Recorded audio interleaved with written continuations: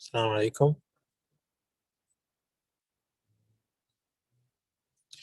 Good afternoon, everyone, and welcome to our academic activity for today. So today we have three surgery. The second about multiple valve surgery by Dr. Nof Lamy, and the third will be about resuscitation after cardiac surgery by Dr. Saad Thibet. We are pleased to have Dr. Shabir, who's a consultant cardiac surgeon from King Fahd Medical City, as a guest with us today. So we'll start 5 minutes past 1. Dr. Khalifa, if you can, please prepare your slides. Thank you.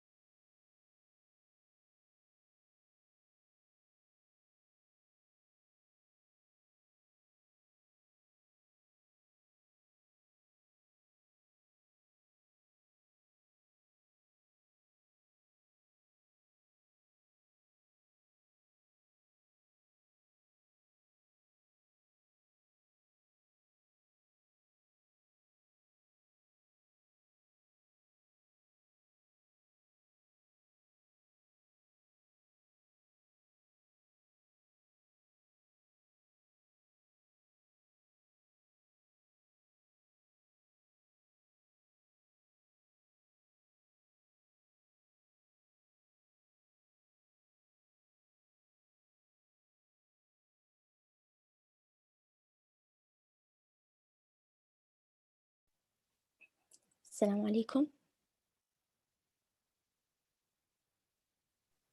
Alaikum salam wa rahmatullah. Hi, you can start. Yeah, so as Dr. Khalifa is having some technical issue, we can start with the second lecture, and then we'll come back to the first one.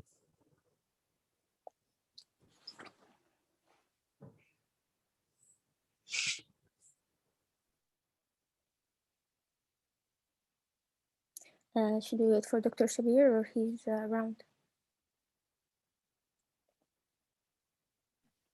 Dr. Shabir is with us. You can start. Thank you. Yes, assalamu alaikum. I am with you guys. Assalamu wa rahmatullah. Welcome, Dr. Shabir. Dr. Shabir. Thank you for joining us. Go ahead.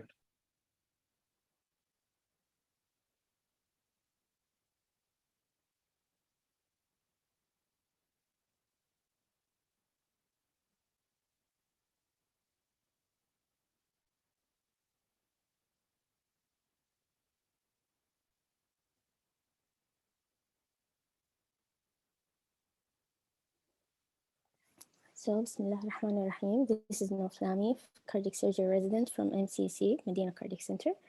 My talk today is about multiple valve diseases.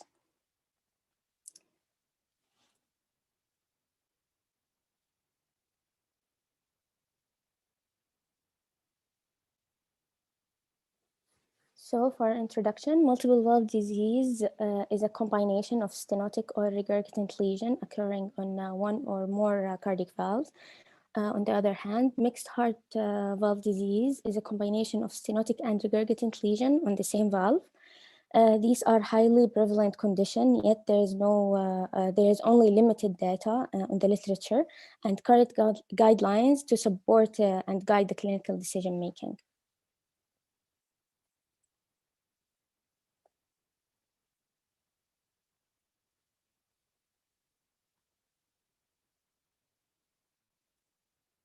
I don't know what's lagging with me. You guys have see the screen?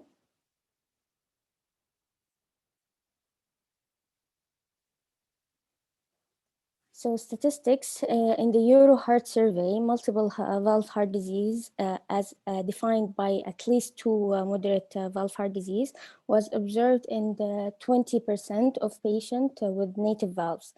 And in American Society of Thoracic Surgeon database, including patients who underwent surgery between 2003 and 2007, 11% had double valve procedure, most often aortic and mitral, and treble valve surgery was being performed in 1% of the cases. The most frequent associated were aortic stenosis plus aortic regurg, aortic stenosis plus mitral regurg, and aortic regurg plus mitral regurg. So regarding pathophysiology, it results from pathological process affecting the valve directly or maybe secondary to alternation of the ventricular morphology caused by other valve disease. Secondary or functional regurgitation affect atrioventricular valve may be expected to improve with repair or replacement of the primary diseased valve. In some cases, the secondary disease process may have advanced to the stage that the valve function will not improve following a correction of the primary lesion. So the degenerative mitral annulus and leaflet calcification often coexist with the aortic stenosis in elderly patient and may, when severe, cause significant mitral stenosis. This often associated with worse prognosis and possess specific therapeutic challenges because balloon commissurotomy or surgical mitral valve replacement is often not an option in this patient category. The secondary MR and tricuspid regurg may develop in patient with aortic valve disease and in patient with right ventricular volume or pressure overload because of left-sided or pulmonary valve disease.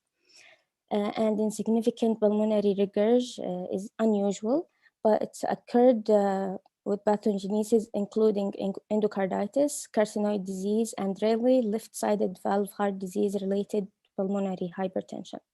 So because of the high prevalence of coronary artery disease also, with previous myocardial infarction in patients with degenerative valve heart disease, associated MR is common. So in the combination of aortic stenosis and mitral regurg, the degenerative aortic stenosis and MR because of the chordae rupture is rare but generally associated with poor LV performance as a direct consequences of increased afterload because of the AS. The transmitral systolic pressure gradient increases, leading for any given mitral effective regurgitant orifice to higher the regurgitant volume.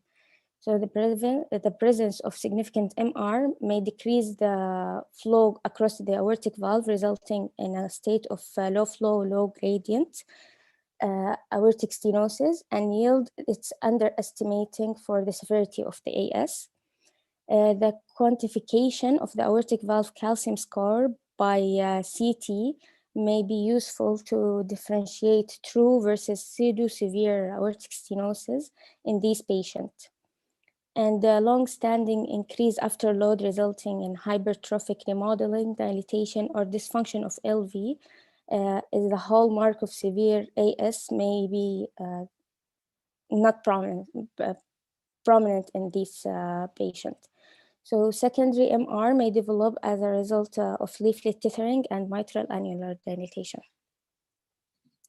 In the combination of aortic stenosis and mitral stenosis, this infrequent combination is usually poorly tolerated, and the reduction in cardiac output is usually greater than what is seen in isolated AS or MS. Hence, both aortic and mitral pressure gradient may be lower than expected, which can lead to underestimating of the severity of both lesions. Similar to MR, severe MS may lead to low LV outflow and result in paradoxical low flow, low gradient AS.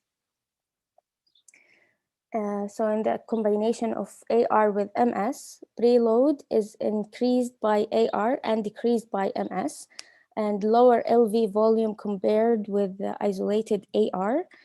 And in the presence of MS, the typical signs of AR, including increased pulse pressure, may be absent. So coming to the combination of AR and MR, MR associated with AR may be primary or secondary to LV remodeling as consequences of AR. LV relaxation and compliance may be shown to influence the AR pressure half-time. Chronic MR may lead to LV dilatation and increase in LV compliance. The pressure half-time to assess AR severity should be interpreted cautiously in the presence of MR. And in the presence of severe MR, mild to moderate AR is usually well tolerated. So when AR is severe, any degree of MR may substantially worsen the LV dilatation and dysfunction. And AR and MR both contribute in increase the preload, which may result in accelerated LV dilatation and dysfunction. So the coexistence of AR and MR exacerbates the impact of LV volume and pressure overload to the left atrium, pulmonary circulation, and the right side chamber. This combination is poorly tolerated, and post-operatively LV dysfunction is more likely to occur than in isolated valve regurgitation. And in long-term, in the long-term follow-up, LV function may eventually improve after double valve surgery. So in the last, the combination of tricuspid and other valve heart disease, the prevalence of secondary TR is high. Secondary TR valve regurgitation commonly associated with rheumatic mitral valve stenosis, and the exact cause is unknown. The tricuspid regurgitation is associated with reduced long-term functional capacity and survival after the treatment of left side valvular disease. A complex interplay of many factors may contribute to the occurrence of and the severity of the secondary TR, including pulmonary hypertension, atrial fibrillation, right ventricular dilatation and dysfunction, leaflet tethering, annular dilatation toward the right ventricular free wall, and right atrial enlargement. So coming to the causes of multiple valve diseases, first common cause is rheumatic heart disease. Come after it is myxomatous and prolapsing valve disease affecting multiple valves. Then senile calcific aortic valve with multiple valve involvement, and carcinoid heart disease affecting multiple valve. And we have some rare causes of multiple valve diseases. So multiple valve disease is often acquired. Rheumatic fever was the predominant pathogenesis, count of 51% of the cases. Degenerative valve heart disease is also highly prevalent, count of 41% of the cases. Other acquired pathogenesis, which include infective endocarditis, radiation therapy, drug-induced valve heart disease, and inflammatory diseases. So regarding rheumatic heart disease, rheumatic fever is common cause of multiple valve disease. Autopsy studies shows that almost all patients with rheumatic heart disease have some involvement of the mitral valve. 47% of the study has involvement of more than one valve. Mitral and aortic valve disease was the most common combination and present in 34% of the patient. The second most common combination was mitral, aortic, and tricuspid valve disease. A recent report has suggested that all four valves might be involved with the rheumatic process. So long-term follow-up of children with rheumatic heart diseases suggested that approximately 50% of patients have multivalvular involvement. In a study of patients undergoing mitral valvotomy for rheumatic mitral stenosis, 13% had clinical evidence of other rheumatic valve stenosis or regurgitation. Most of these patients had associated aortic disease. So in rheumatic heart disease can cause valve stenosis, regurgitation, or combination of lesion. Mixed lesions were encountered most commonly in both aortic and mitral valves. This schedule shows a study for the involvement of valve heart disease in the rheumatic process. So as we mentioned, the most common lesion combination in rheumatic heart disease is mitral stenosis with aortic regurgitation, mitral stenosis with aortic stenosis, and mitral regurgitation with aortic regurgitation. So next is myxomatous and prolapsing valve disease affecting multiple valves. It's the most common etiology of MR requiring surgical correction in North America. Myxomatous aortic valve disease with annular dilatation is perhaps the most common cause of aortic regurgitation. The coexistence of both mitral and aortic valve prolapse together frequently can be seen in patients with connective tissue disease, such as Marfan syndrome, Ehlers-Danlos syndrome, osteogenesis imperfecta, and other. The multiple valve involvement with myxomatous degeneration usually manifests as MR in combination with AR. In some cases, all four valves may be involved. Myxomatous degeneration also may involve the tricuspid valve, and presentation for mitral and tricuspid valve regurgitation is not uncommon. In one study, the involvement of 54% of the patient with mitral valve prolapse also had tricuspid valve prolapse.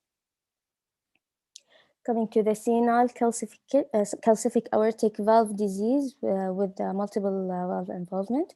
It's uncommon, but the incidence of the senile calcific aortic disease has increased in the last 20 years. So does the likelihood of encountering patient with multiple valve involvement, mostly seen in mitral valve.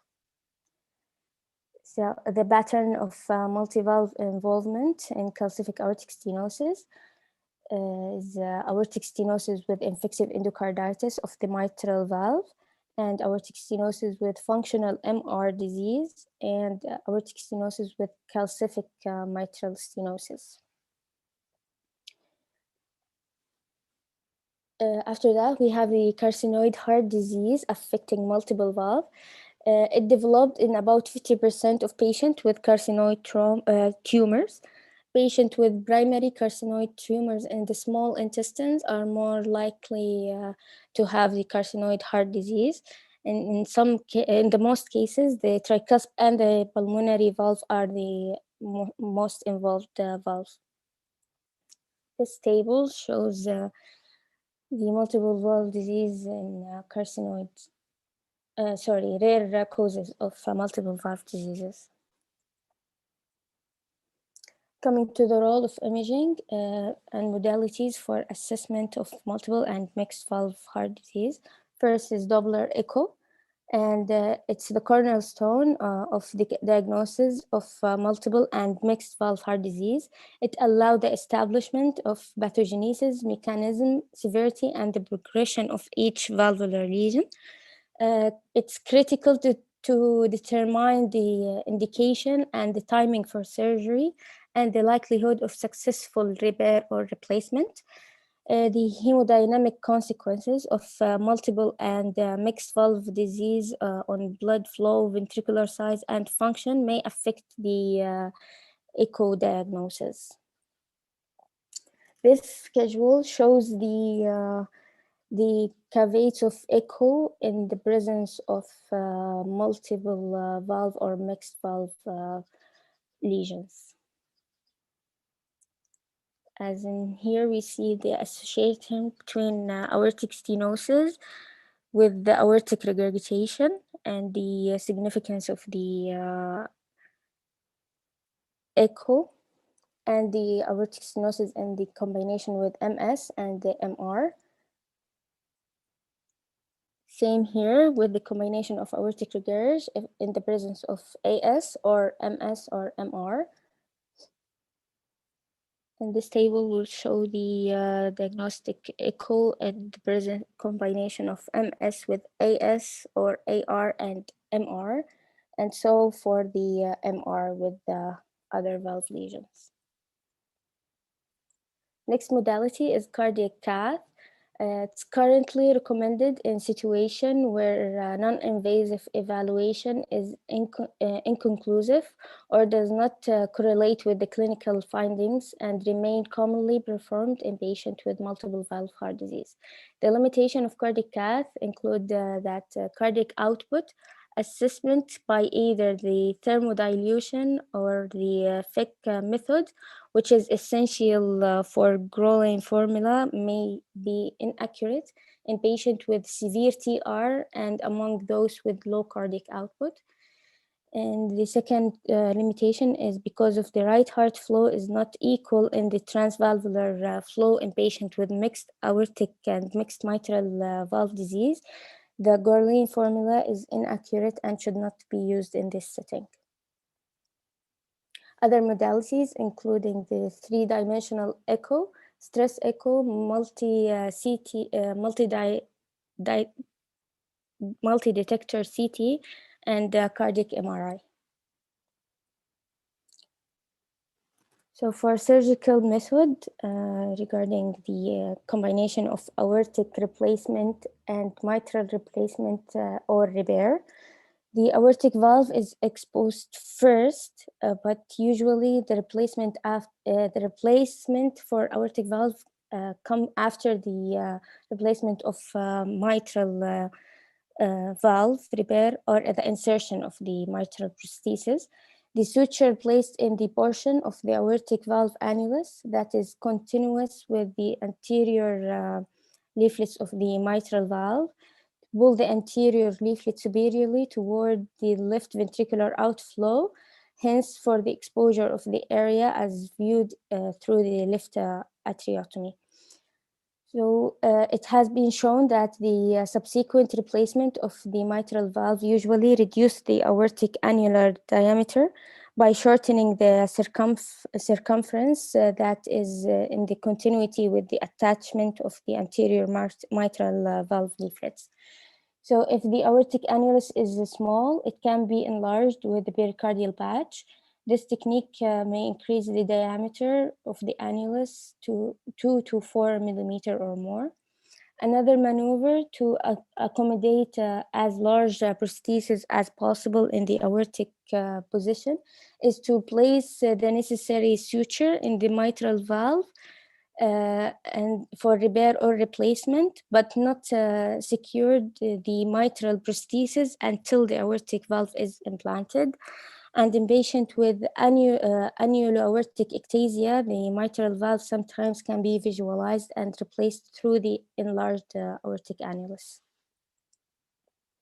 And this is the surgical views for the aortic plus mitral replacement and repair. So coming for mitral valve replacement and tricuspid replacement or repair. The decision for repair or replacement for functional tricuspid valve at the time of the mitral valve replacement is important because of the risk of reoperation. The operative mortality was 25% in patients who required later reoperation for tricuspid valve regurgitation. So regarding the surgical technique, direct cannulation of the inferior and superior vena cava. The tricuspid valve is exposed through the right atriotomy. A decision of repair or replacement of the tricuspid valve is made, and the necessary prosthesis is identified. Care should be taken during retraction to avoid tearing of the septum inferiorly toward the coronary sinus or the triangle of Koch. Alternatively, the mitral valve can be exposed through the standard left atriotomy posterior to the interatrial groove. After the repair or replacement of the mitral valve, the septal or left atrial incision is closed and the tricuspid valve repair or replacement take place. If partial ring of tricuspid annuloplasty is used, the avoid of placement of suture in the annulus near the penetration of bundle of His to reduce the risk of injury to the conducting tissue. So in the list, we have the triple valve replacement. Operative preparation is similar to the described previously. Left-sided valve lesion are corrected before the tricuspid valve procedure. The aortotomy is performed first in case of aortic regurg, and cardioplegia is administered. The snare of the caval cannula and the open of the right atrium, excision of the aortic valve and calibration of the annulus. Right atrial incision is performed, interatrial septum is incised, and the mitral valve is repaired or replaced. The aortic valve is implanted afterward. Then the tricuspid valve valvuloplasty or prosthetic replacement can be performed after the closure of the aortotomy and the septotomy without aortic cross-clamping. So in conclusion, multiple and mixed valve heart disease are highly prevalent, where rheumatic heart disease remains the most prevalent pathogenesis in developing countries.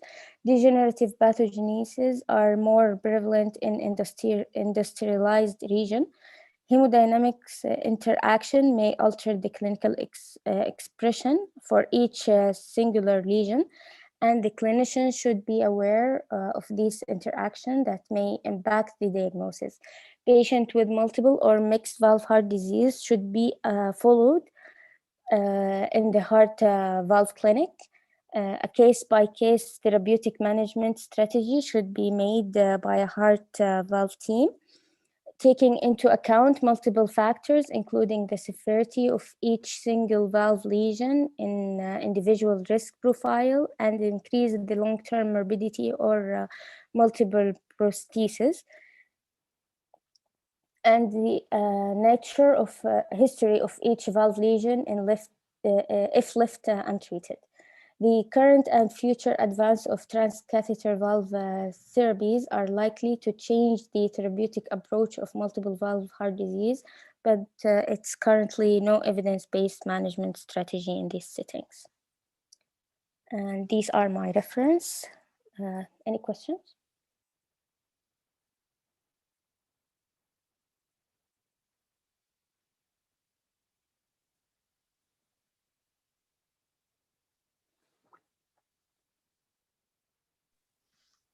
Hello, assalamu alaikum. Wa alaikum assalam. So, who's the moderating this session? So, the floor is open for discussion for me or for Dr. Nov. If anybody has any questions, he can go ahead and ask. I know it's a long and complicated topic, so I tried my best to summarize it. Yeah, you did a pretty good job. It was a very precise, and a very brief and crisp presentation. Otherwise, you will get lost in many things. So actually, you did a good job. Thank you. Thank you. Even now, if you have any questions to clarify, I'm okay.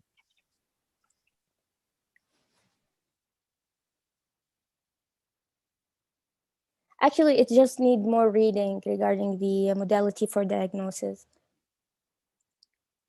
Because you reviewed this topic, so you will be having more questions than the others. You understand? When you read something, you get more questions to to clarify. Right? Then those who have not read, they just listen it. So they just come as it already retain as much. Because you reviewed this topic, you presented, you make a slide, so you will be having more questions than the others. This is what I guess. Actually, my main question is I haven't read a specific choice for valve for the choice of the valves. If I want to choose which valve I will be using for each case. It's only regarding the patient age, or in young age we will use all mechanical and older patient will use tissue, or it's specific for the case itself if endocarditis is involved, or you are in which R? What is your level? R4. Okay. Anybody from who's a senior or R6 or is R7 or is going for exam can answer this question: which valve we should choose, depending on any guidelines or experience or what he knows. Anybody from the senior is voluntary to answer this question?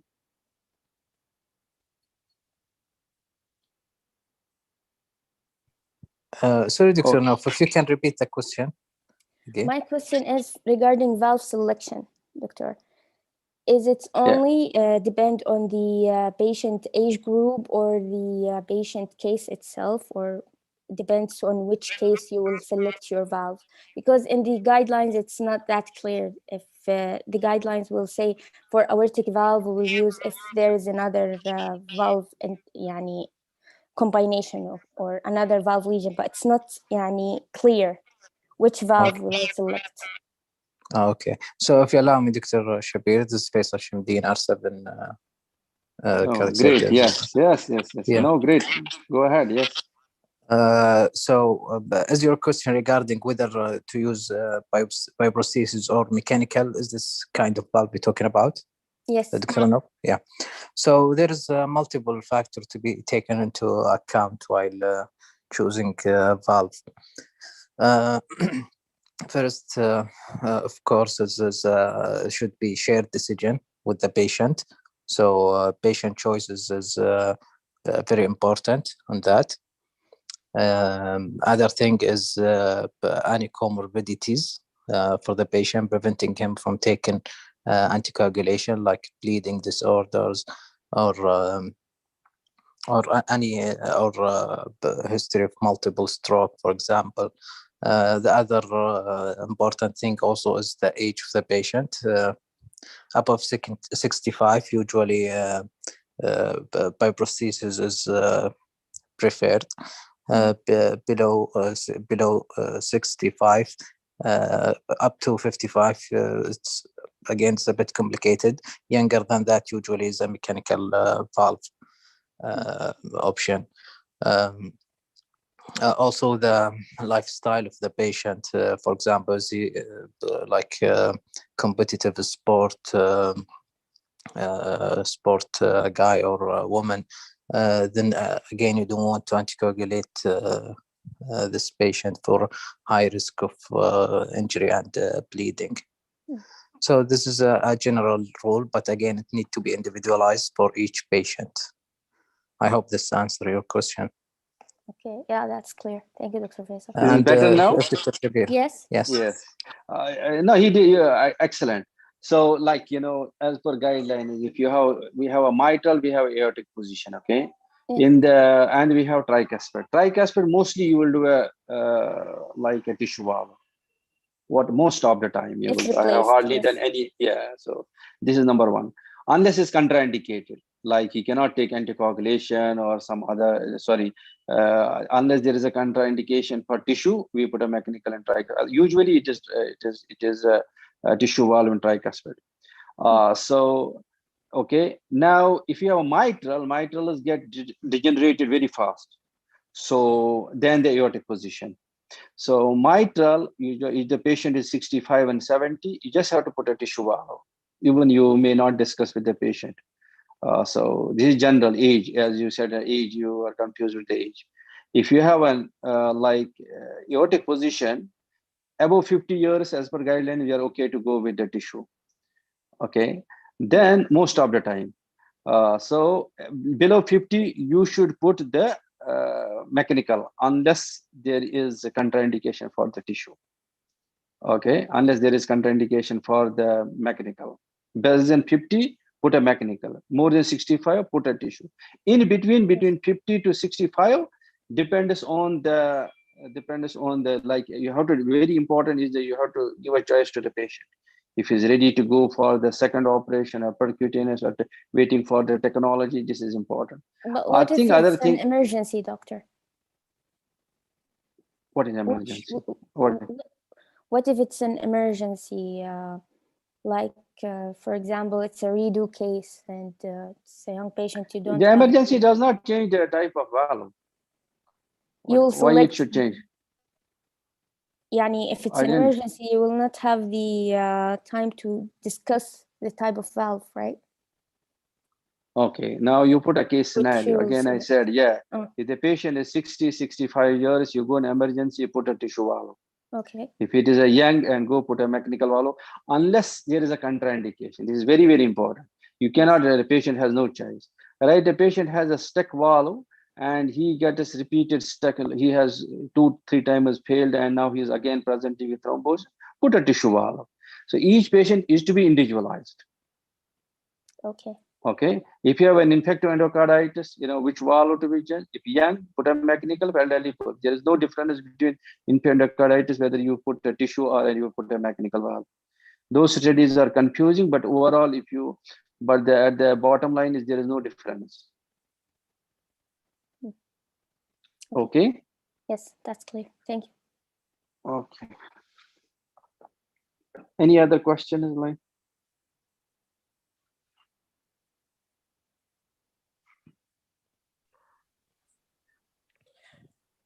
Thank you, Nof and Dr. Shabir, for your excellent comments.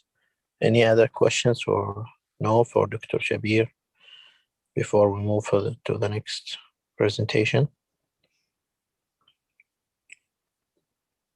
Nobody has questioned how you approach mitral valve. What are the different routes when you will do for which valve to be implanted? I think senior guys, if you have any questions regarding how to do double valve or how to do triple valves, sizing or any issues, technical issues. Any questions? Assalamu alaikum. Alaikum assalam. How are you, Dr. Shabir? Alhamdulillah. كيف حالك Dr. Haytham? Good? Alhamdulillah, alhamdulillah. I just want to add one thing regarding aortic valve. Already you discussed this with me before. Because nowadays, especially with the technology of TAVI, if you can initially, for example, use a tissue valve and you have a good size root and that you are anticipating that you can put valve in valve without causing patient prosthesis mismatch, or you are doing tissue valve on the aortic position plus aortic root. Yani there is some talk going toward this this direction as well. If you have big valve and you can accommodate in the future valve and valve without causing patient prosthesis mismatch. The other thing, the question that you arise, I think if you can kindly give us an explanation for the best approach for the mitral, for the aortic root, just quick tips and tricks from your side, because this will make a difference for us. Especially, I'm talking about even myself. Yes, you know, this valve in valve is not a good idea, to be honest. If the root is not good. If you put a tissue 21 and then, you know, valve is, you know, this is a very common talk. The valve has its own morbidity, and it has a very high gradient, I mean, mismatch. Yes. It is easy to say valve in valve, but practically it is not that simple thing. Okay, this is bottom line. This is very clear. Okay, but as you said, if you have a good root and like if you have 50 years or 45 years, you discuss with the patient. Patient agrees. Look, and after 10 years or 5 years or 15 years, you may need another valve. It is good to go for TAVI. Yes, I agree with you. But generally speaking, you know, if you put a small tissue valve, it will not be good for TAVI in TAVI. So yeah, so this is very important. But it is an option. It is always an option. It is always. And I think the heart team need to discuss this issue with the patients, because some patients they don't know the magnitude of patient prosthesis mismatch, and sometimes I feel that like some of our colleagues in cardiology, they are pushing toward TAVI, and we are exploring, and there is a lot of new complication now is arising because of the long-term follow-up from the TAVI, like subclinical thrombosis, a lot of things coming out nowadays, especially from partner 3 trials. So all that needs to keep in mind, especially for all of us as a cardiac surgeon. Absolutely, you know, as Haitham, you know, I will tell you, in our center, you know, we have a clear policy and we discuss all cases for the TAVI to be done or not to be done. Now, because the patients prefer, we cannot change that. You know, if patient wants TAVI, we want TAVI, even though we have the issues, because they don't want any sternotomy or cut the chest. So, but TAVI has its own limitation. You cannot do 100%. Every case can go for. I did this week. I did. I think Sunday. I did a case. Patient was discussing in TAVI, 70 years female frail. She has a low left main, and the femorals. She was a small, and the femorals wire small. So TAVI group said, "Look, guys, he has a small femorals and a low left main. We will not do the TAVI." And patient needs cabbage as well. I've been two vessel disease. So I took her. The root was 17 or 18 maximum. Okay, so I don't. So I took her. I put a cabbage and I put a sutureless valve. I was hardly able to put a sutureless valve. I think Abdul Aziz was with me. I put a sutureless valve. The gradient is 10. Okay, we did her echo today, and she's fine. Absolutely no parabola. This is so surgery has a role, you know. So it will not go away when you have combined and other issues. And we usually do a minimally invasive. Particularly, I do just a hemisternotomy. It is a very simple thing to do. To be honest, you have a nice exposure with hemisternotomy. Even a resident, I make them to our resident. I make hemisternotomy. Now I make him to cannulate with a small incision. So that's to be done. Number 2, you said about mitral valve. Let me tell you one thing. If you go, what I do in mitral valve, I always, most of the 99 or 100%, I go through the superior transseptal approach. Why? Because you have simple exposure and a great exposure. You don't have to put any special retractor, no retractor, just 2-3 suture, or a little bit forceps to manipulate. Whole mitral valve is in front of you. And there is no increased risk of arrhythmias or a heart block with this. I did around 100 cases now. I don't remember any patient need a post-op. So this what you call it a pacemaker, not at all. So the best approach, if you want exposure point of view, should do a transseptal approach. And in the redo cases, never think of other. It is very straightforward approach and very simple. Haitham, you helped me in many cases, or other residents are helping me. So it is a very simple go superior transseptal for exposure point of view. Okay.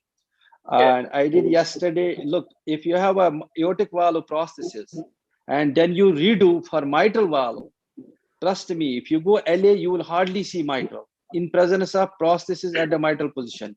You will not be able to see. I have seen one senior surgeon.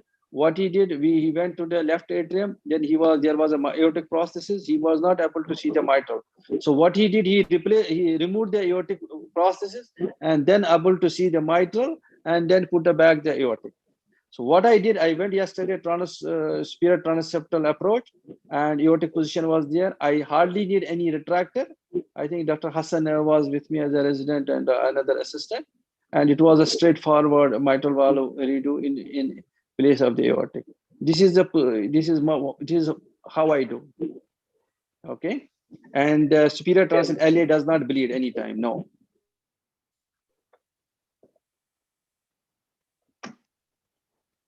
Is this clear, Dr. Haitham? Yeah, it's for me clear, of course. I just ask for even the others, or if they have any other inquiry about the topics, so they can ask as well. Yes.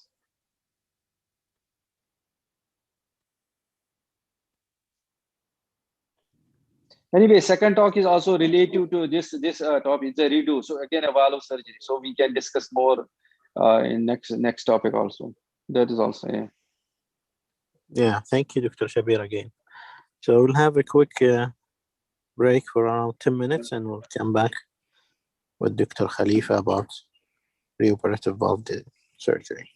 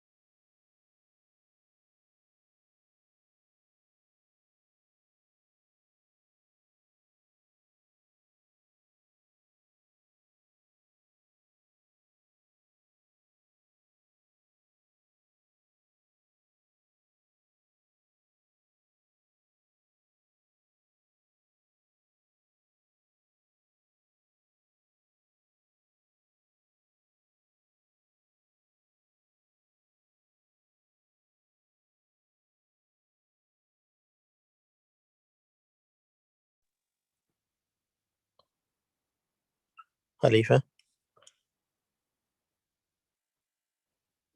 السلام عليكم. هلا يلا. السلام ورحمة الله. تفضل. طيب بسم الله. دكتور شبير موجود؟ Yes. Assalamu please. alaikum. Good afternoon, everybody, and thank you, Dr. Shabir, for being with us. Today, I will speak about reoperative valve surgery. I'm Dr. Khalifa. I will start with my objective. I will just speak about an introduction, then mechanical versus biological valve, and risk factor for reoperative valve surgery, and also perform preoperative imaging for redo valve surgery, and also reoperative mitral, then after that aortic valve surgery. As an introduction, as the number of the cases which need to be reoperated, it will be increasing with time as the patient will age. And these reoperation most commonly involve structural deterioration or progressive of native valve who the patient underwent non-valve surgery like CABG. And reoperation are technically difficult than primary, just because adhesion of around the heart, which have an risk to re-entry again to the pericardium, and the presence of more advanced cardiac pathology. Let's say you have an, as Dr. Shabir he mentioned before, you have an AVR before, then you want to go for mitral. It will be difficult. And the existence of more frequent comorbidities, and most of those patients could not be tolerate complication, and they will have a little reservoir and also reserve, and also other comorbidities. And historically has been associated with considerable high operative mortality than primary. That was before, but in modern era, with the use of alternative surgical approach, which is advancing in myocardial protection, and alternative in strategy, fusion strategy. Let's say some of them, they are going even to deep hypothermic circulatory arrest if he has a CABG and he wants to go for valve, some of them, and also peripheral cannulation. There has been significantly improved these things, improve the outcome. Then we'll just briefly speak about mechanical versus biological valve. The most appropriate valve in each patient is individualized and remain still as a controversy source. So choice of should be adapted to each individual, depend on the age, as Dr. Shabir mentioned, and the life expectancy, because the tissue valve is deteriorate early, and lifestyle, as Faisal mentioned, the sport, valve size, and as well as cardiac and non-cardiac comorbidities. It's playing role. But for the long-term outcome, for biological or mechanical, it's the same in regard to valve-related complication. For the mechanical valve, usually the anticoagulant relating bleeding, this is the one which we are thinking about mostly. And the major event, it can count to be 0.5% per patient year. And for the minor events, it's just a range of from 2 to 4% per patient year. This depends on the valve design, and also on the materials, and also in the patient or the host interaction to the valve. For biological, it's structural degeneration, and it has time dependent, and almost 80% of who go for biological, he will be need a reoperation at 15 years. And for the risk factor of those patients who go for reoperation, we have in evaluating patients for reoperation, I just bring in a surgeon who reviewed his 20 years experience of overall operative mortality was only 7% in the second and 14% in the third. This is mentioned in Lawrence. And in aortic position, the redo, it will be risky as almost 6%, but in mitral position, it will be reaching 20s.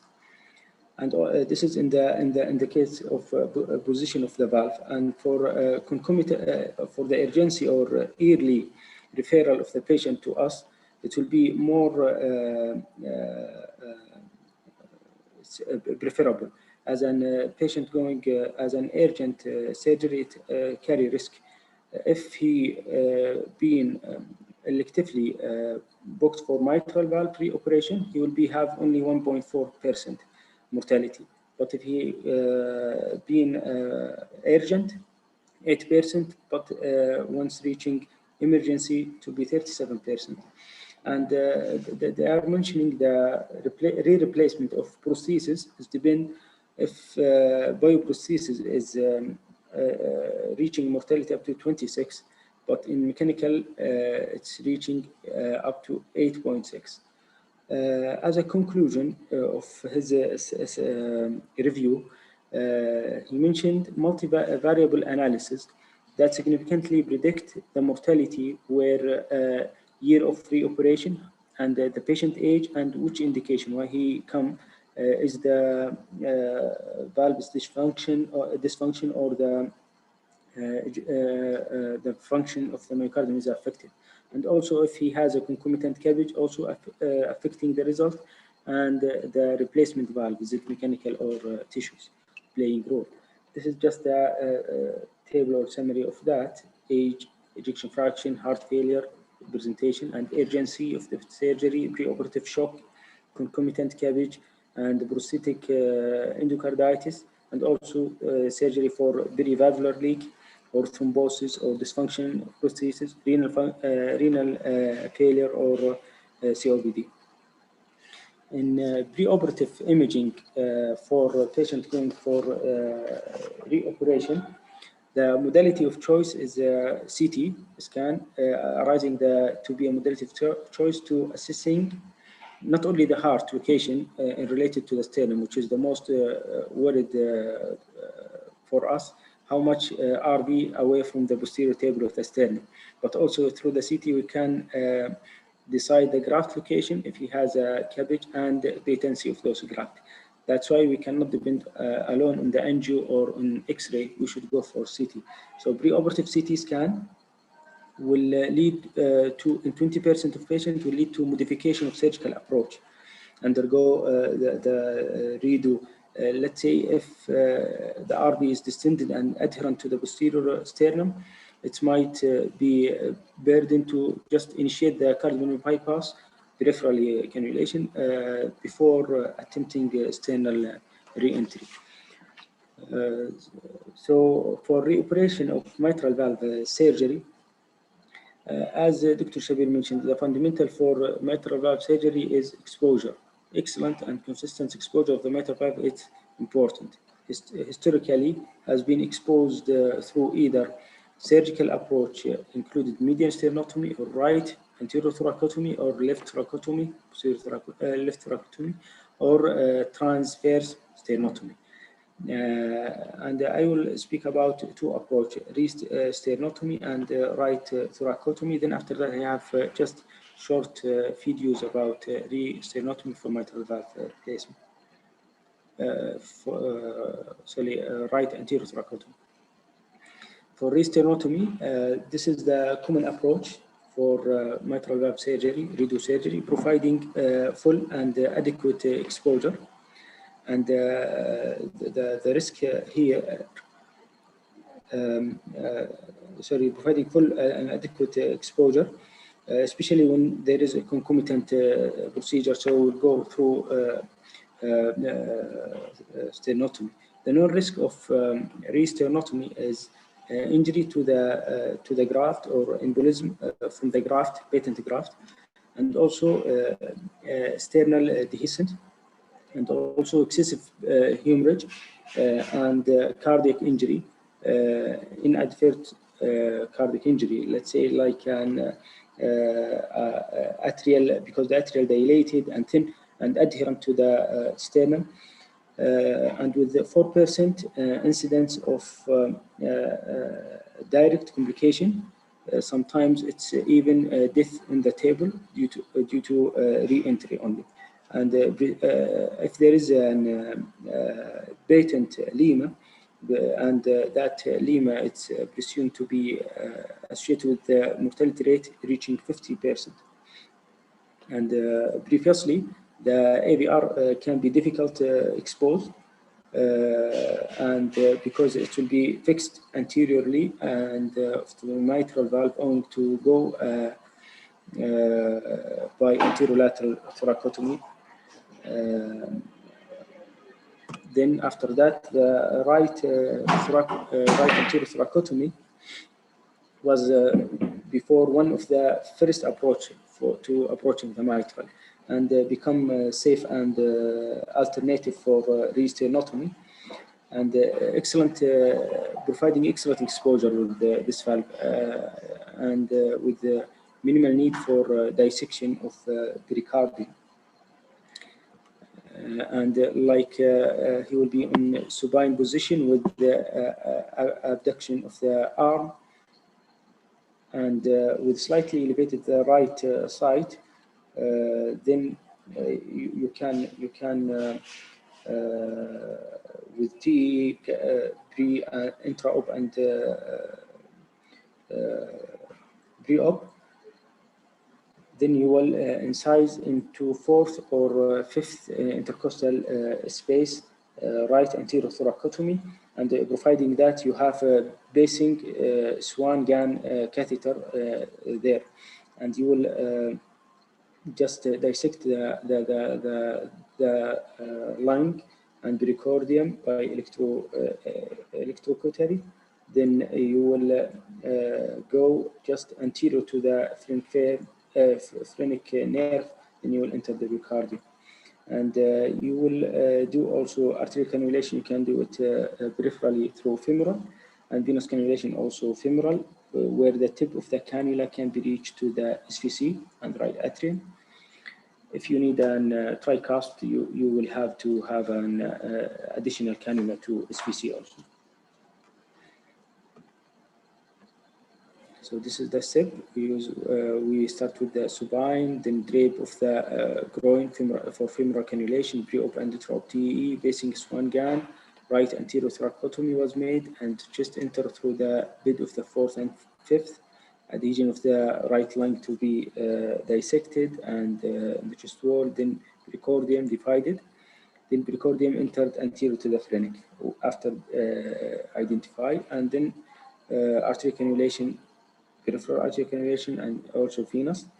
After systemic fibrillization, then cardiopulmonary bypass can be started, and you can use a vacuum-assisted drainage to help with drainage, because he has a very long way through the femoral vein. And we will go for cooling. Here they are using in the reference ventricular fibrillation.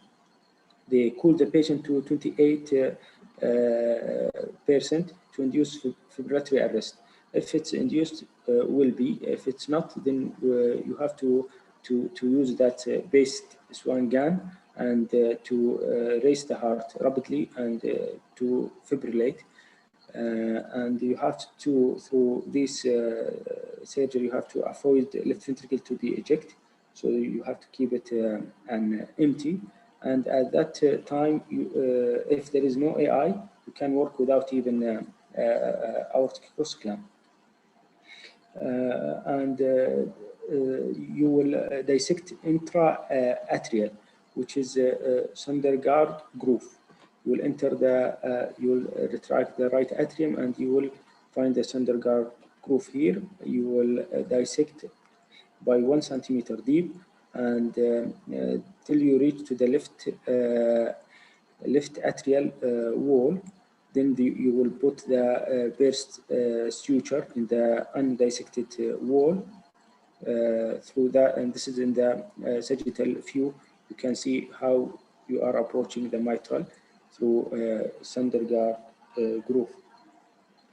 Then if you once you complete the valve and you are using you rewarming, and you will use CO2 continuously as an insufflation to just replace the air and helping in the airing also. And you will use also LV vent, so your field will be clear, and you can use some sucker also. This is another incision through the right atrium transeptal, which Dr. Shabir mentioned. You'll go through the fossa ovalis, and you'll go upward and anteriorly. Then you will expose the mitral valve beneath it. Your retract suture will be formed in the right atrium. And after this step, then after you rewarm the patient, you will go for Trendelenburg position and de-airing, then rewarm till reach 37, then you will wean from cardiac bypass. Some patient, some paragraph they are mentioning you can go with the deep hypothermic circulatory arrest with no cross clamp with femoral bypass, and but you should have adequate myocardial protection, especially if you have, let's say, you have a lima or briefus cabbage. And for additive, here he is closing the interatrial septum, then he is closing the right atrium. For additive technique of reoperation in mitral, this is a less common indication for reoperation, but it can be used.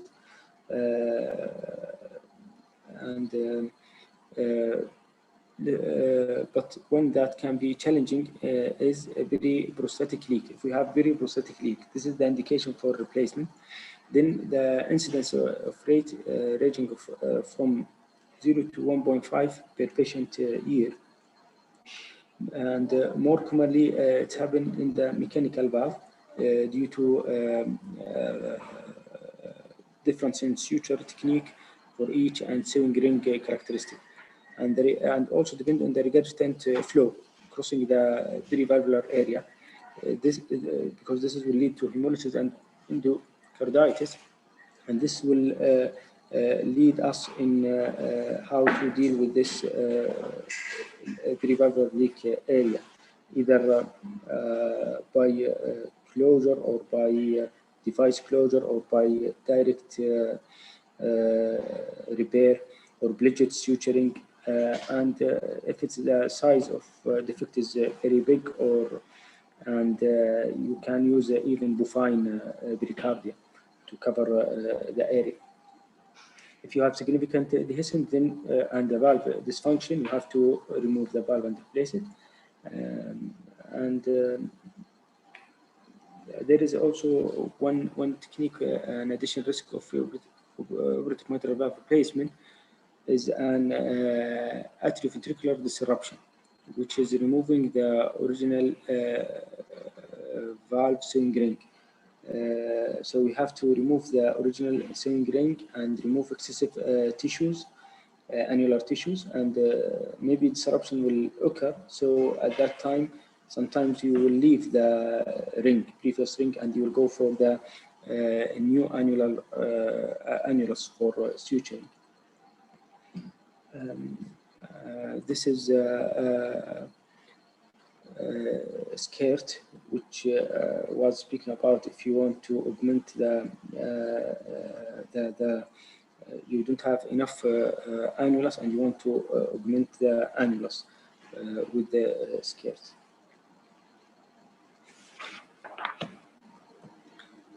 Then we'll go for the videos.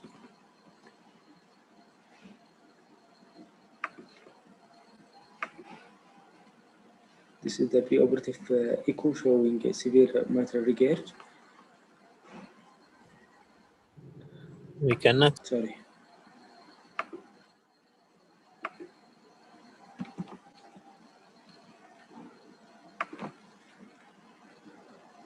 Okay, now. So this is a pre-operative echo showing very severe regurgitation in the mitral position. And this is 3D showing perforation actually, or dehiscent in the mitral. And here they are starting with the peripheral cannulation in the femoral side. They are dissecting and they're just putting suture around the femoral, just say suture. Cannulation or burstring, sorry. Then we'll go for the femoral cannula, arterial cannula, and advance it with T guided, and then femoral, also cannula, venous cannula. Calcific bypass is initiated before, then you will initiate the ventricular fibrillation. Without any cross clamp, you will go in the fourth or fifth intercostal space anterolateral. Then you will go inside, and this is the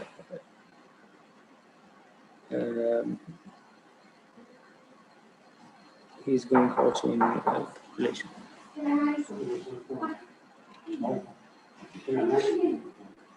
He's dissecting in the central groove, and he's using some for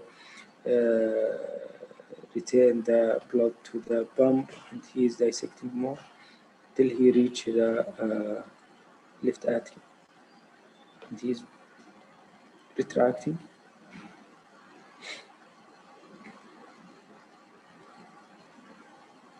Special retractor.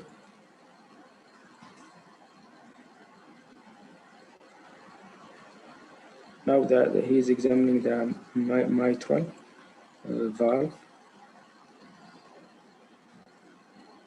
Careful examination of the prosthesis.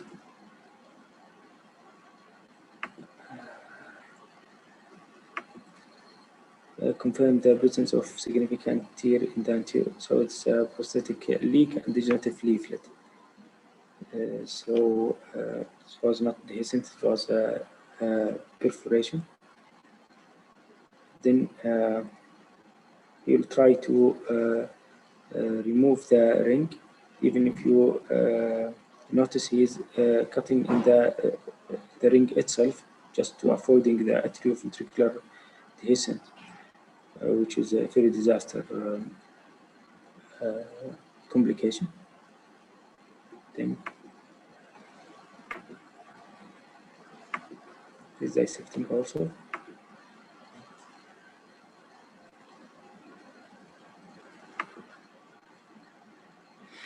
Yes.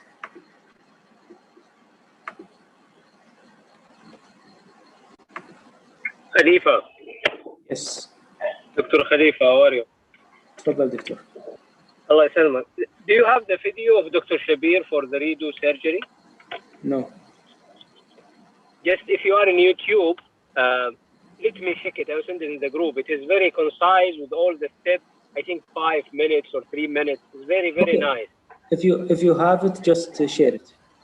Just give me 1 second. That one I really like. Okay. Just 1 second. We'll wait.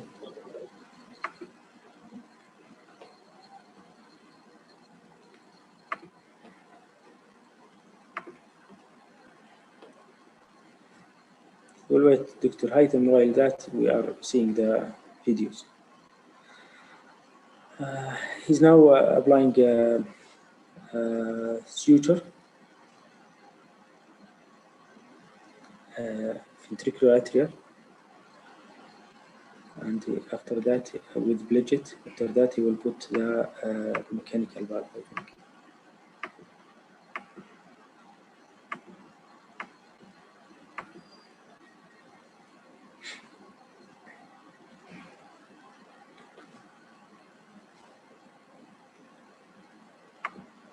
And this is all just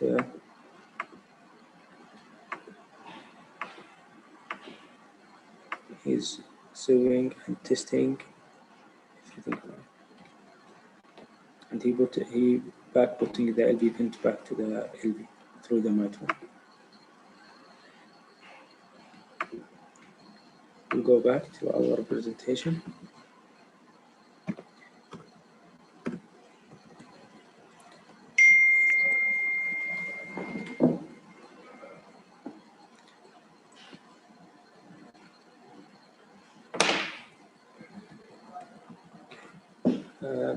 Then for reoperation or reoperative aortic valve surgery,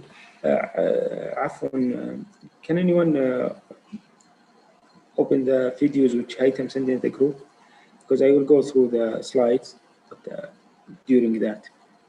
Dr. Lai, if you can help us in that. Thank you.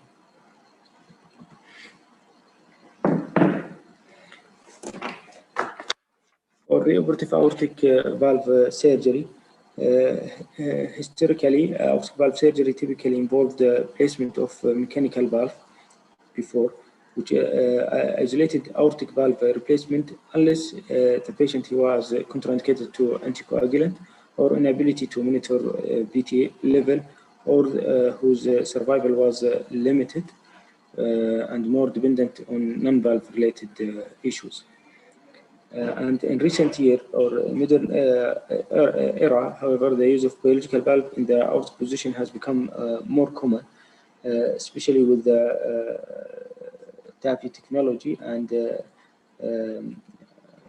bioprosthesis, with the resulting in similar to the primary operation, as they mentioned, for the mortality rate. So evaluating the reoperative patient, the presence of concomitant coronary artery disease and pulmonary hypertension, this is counted as an independent risk and has been and the bioprosthetic dysfunction being increased, the deterioration up to 6 to 10 years after implementation. So if you go for emergency reoperation, most bad risk factor will be consistent yield with the early mortality between 25 to 44 if you have in such a situation. So the approach for and technique for aortic valve reoperation, we have conventional sternotomy and minimal invasive reoperative aortic valve replacement with CABG, and also transcatheter aortic valve. I will start with the conventional sternotomy. So repeating the sternotomy carry definite risk, and we also need an, as we mentioned before, CT pre-op, and the exposure of the femoral vessels and prepared for the emergency femoral bypass should be performed before re-sternotomy. So you will cut and dissect the femoral before even going for sternum. And also sternal wire from the previous operation should be undo and careful to just leave them in place as a posterior safeguard during initial sternal division. And you will use an oscillating point saw and divide the anterior sternal table. Then you will use a inferior inline. The sternotomy can be used to stent open and wound during opening of the posterior table, and can use a scissor for the posterior table. Then bilateral pleural space can be entered inferiorly, then after followed by careful dissection of other mediastinal structure. Then the pericardium dissected in the plane, and in the surface of the RV. Then for the cardiophrenic angle and advancing slowly cephalic. Once you reach cephalic dissection, should be start with freeing the innominate first, innominate vein. Otherwise, if you use a retractor to separate the sternum, maybe you will tear the innominate vein. then you can dissect in the superior vena cava, but take care of phrenic nerve there while you are dissecting, avoiding injury. And then you will heparinize, and you will cannulate, as we mentioned, femoral cannulation, and you will go for core cooling. Then you will do your surgery as usual. But the risk here to be avoided, the adventitialization of the aorta, which in this situation carry another site of potential injury if you try to do that. And there is some, if you have a severe hemorrhage or bleeding due to injury while you are sewing or dissecting, don't try to overdo it, or just go for bypass and close the chest and don't advance. Don't go, because that means either you are hurting the RV or you are hitting the main fissures, major fissures. And some they are mentioning before you are in the first surgery, you should put an pericardium in front, so it will not have a RV direct contact with the sternum. And also in they are mentioning some of them putting Gore-Tex membrane in the pericardium after the first surgery.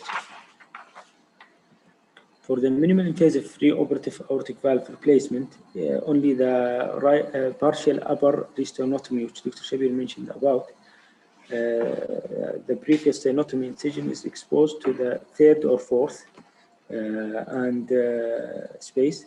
With the with T also you have it intra-op. After dissection, ascending aorta, can you cannulate, and you should get attention to coronary artery, which is if it's crossing in front of you, and other cannulation you can go peripherally, and you do a cross clamp if you are going centrally, and then you will replace in the standard fashion. This is the step. I will not go through them, but the most important to use peripheral cannulation and use retrograde cardioplegia, because sometimes the lima will steal some plegia out of the heart, and if visualize the lima to LED collateral from the coronary ostia to decrease the flow in the cardiac bypass, and venting in with pediatric vent through the aorta. For the transcatheter aortic valve, which Dr. Haytham mentioned about partner trial, which is RCT evaluating safety and efficacy of transcatheter AVR TAVR in the high risk. Then they go for the moderate risk, and they send the or publishing the mild risk in severe aortic stenosis. With the two type of TAVR approved in the United States, which is Edward, Sabine, and Medtronic core valve. For Edward, it's Bolton expanded stainless steel alley with bovine pericardium leaflet. In Medtronic is self-expanded mechanical titanium nickel, self-expanded nickel titanium frame implanted in the through the percutaneous, either through transfemoral or transapical. And the wide success in TAVR in patients with severe native aortic valve stenosis has led to some application beyond the native valve. So there is a report or several report of label use of TAVI within failed surgical insertion, which is a valve-in-valve. But in this valve-in-valve international data registry was established in 2010, and this report or trial, it was 2007. In 2010, they made a registry and collect data from 55 centers around the world in Europe and US. And 30-day operation mortality was 7.6% and 1.7 major stroke. And 83 overall 1-year survival, and of these who survived till 1 year, and 92 had good function. And this is just a graph showing while they are going through the femoral, through the aortic, then arch, and they are deploying the valve into the after ballooning the previous native valve.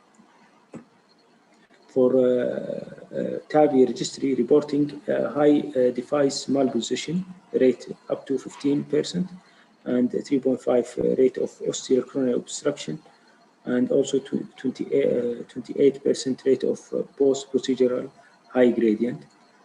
All those you can count it as a risk for valve-in-valve. Technique consideration in this is just a summary for technical consideration in reoperative valve surgery. Consider reoperation before declining in function. So if they are referring the patient early, it's better for the patient, and assessing the RV and aortic proximity to the sternum by CT. Consider alternative approach, right thoracotomy, mini sternotomy, and also consider alternative cannulation technique, femoral, even axillary. And they are mentioning, I don't know about this, but they are mentioning for deep hypothermic circulatory arrest even. And address Lima to LAD graft. If you are preceded by CABG, either you will dissect or you will cool and ignore, and you will put more cardioplegia and protect the heart. Or consider ease implantation valve choice, mechanical in homograft, and non-touch technique of bypass graft if you face it, and use conservative myocardial protection strategy. Diffusing hypothermic fibrillatory arrest, AI leading to LV distension and obscure your field. Place external defibrillator pad to if you need defibrillate after fibrillatory arrest, and consider the use of antifibrillatory agent for that. And this is all. And thank you. Can we view the Dr. Haytham videos? Just a minute, please.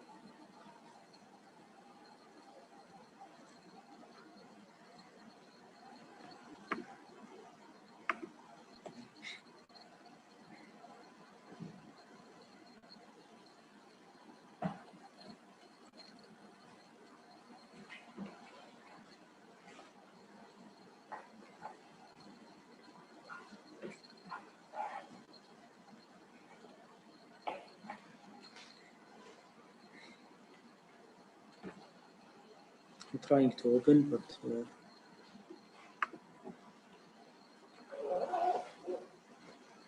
it's loading.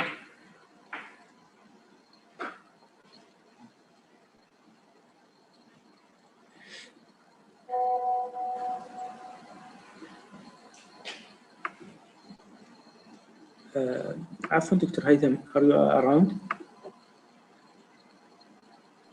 هلا عامر. تسلم. ايش اكتب في اليوتيوب؟ ارسلت انا على الجروب اللينك. انا عارف, بس الواتساب ما هو على الجهاز, واتساب في الجوال. اكتب ريدو كاردياك سيرجري دكتور شبير. ريدو سيرجري.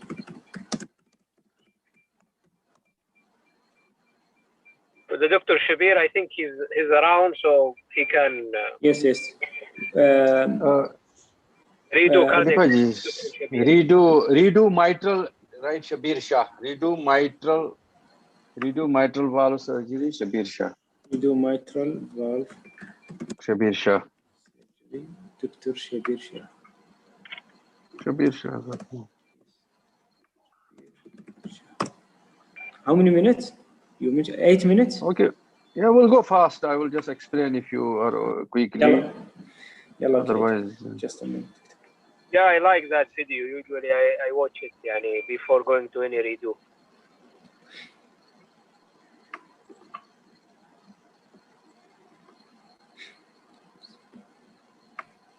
done her Khalifa. I'm trying to open. So, anyways, anybody has any questions that we can discuss meanwhile? Yeah, you can. Yeah, you can discuss. Yes. The floor is sure. I'm conclude. Yeah. Okay. Dr. Lai. Yes. Thank you, Dr. Khalifa. So, anybody has a question or comment to Khalifa or Dr. Shah? Just small comments. While Khalifa, he was mentioning that with the lima flow, if lima intact, so he will decrease the flow to decrease in cardiopulmonary bypass machine. He will decrease he exactly mentioned you need to decrease the flow in cardiopulmonary bypass. But before that, before you are decreasing the flow, actually, if you have intact lima, you need to cool the patients, because if you decrease the flow without cooling the patient, that will not work. So to go more down with the flow, you need to decrease first. You decrease the temperature, then you after that you decrease the flow, and you give continuous retrograde. Just to clarify this point more, because he just mentioned I will decrease the flow, but in step you decrease temperature. After that, with each decrease of the temperature, there is a chart. You can go down with the flow according to the temperature you are on. Okay. Yes, you are right.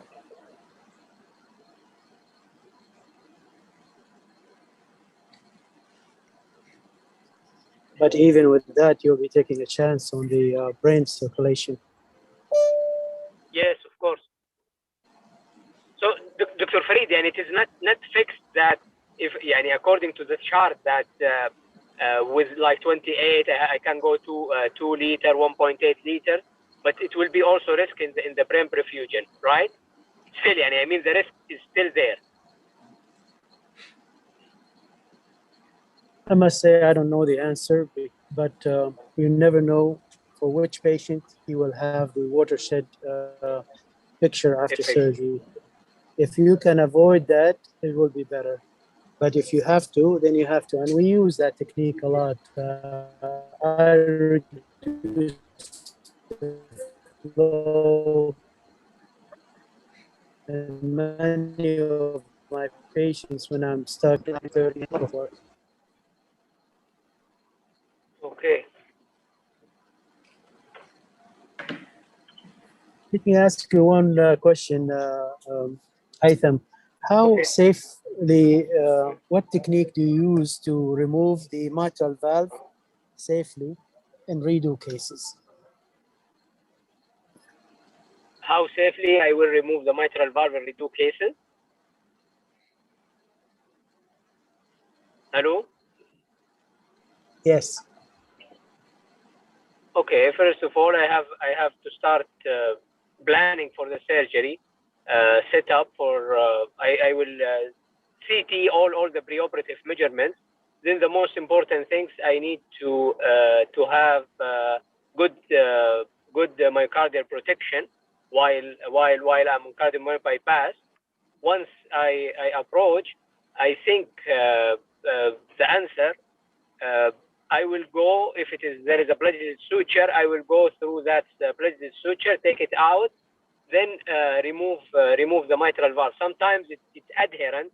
The mitral valve is adherent to the annulus, so I need by the knife to take it out, but I need to keep in mind not to go to the AV groove. Yani I need to be really adjacent to the annulus.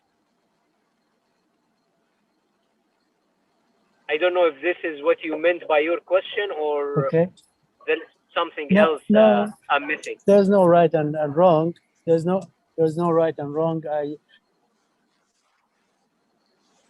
I'm just want to look at if you can tell us his experience of removing the mitral valve in redo cases. In redo cases, this is after exposure, I will see the valve. I will go, where is the suture? Take the suture, especially with the bridged suture. I don't want that bridged suture to be on the LV. I will take it one by one, then I will remove. If it is fixed, I need to come near really on the annulus of the bioprosthesis and just shave it from that if I cannot remove the valve. Some surgeon also I saw, they will take the bridged suture at the end. But I think the one I will do, I will take it from the beginning. Shabir, what's your experience? Yes. Assalamu alaikum. Yes. So what I do is, mitral is this a prosthetic ring usually it does not get enclafted. I usually take the plagiaries out, then grab the prosthetic ring and find a plane between the, usually I try a little bit anterior area because and then when I find a plane between at one place, if I am successful, then it becomes easy to take this ring out. So first important is take the plagiaries out, find at one plane, then hold the ring with one forceps or the some holder with it, and find the plane. It usually the ring is not engulfed with the tissues.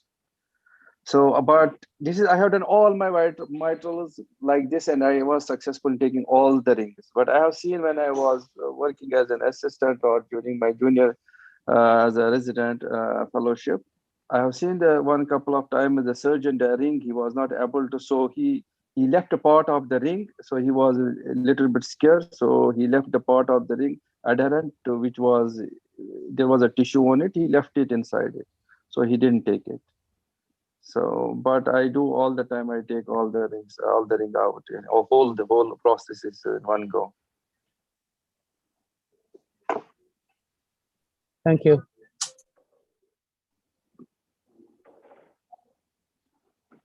I think Haitham, you saw me many times. I'm doing the redo and taking the whole ring out.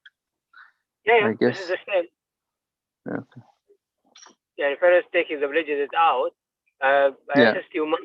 There is many times I was with you, and with the holder or with Alice or something, I would hold that ring. Sometimes I hold it for you. I remember exactly. Yeah. So just to have a counter reaction. Retraction. Counter retraction with you, and finding the plane then goes on. But the first thing is to take the bridges out. Yes. So this thin tissue film which is on that cloth in the ring, it is very flimsy. You can just take it. It looks like it is engulfed. Basically, it is not. This cloth is easy to, yes.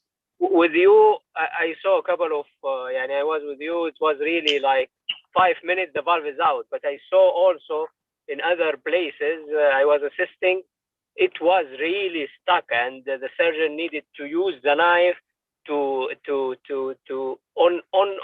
the ring itself. Yes, you have to that tissue, the layer which is, you have to incise with the knife which is on the ring. Once you incise, then put a thin and just push it little slightly out. It is usually out. But you have to incise that the tissue which is on that cuff, that cuff, ring cuff. You have to incise it and then push it away. Yes. But make sure you have taken out the plagiaries. If you can, you cannot. You have to take the plagiaries out, and it becomes easy when you have taken out the sutures out. Then it is easy to dislodge the valve from the surroundings. Dr. Farid, do you have any specific tricks that we can benefit from it as well?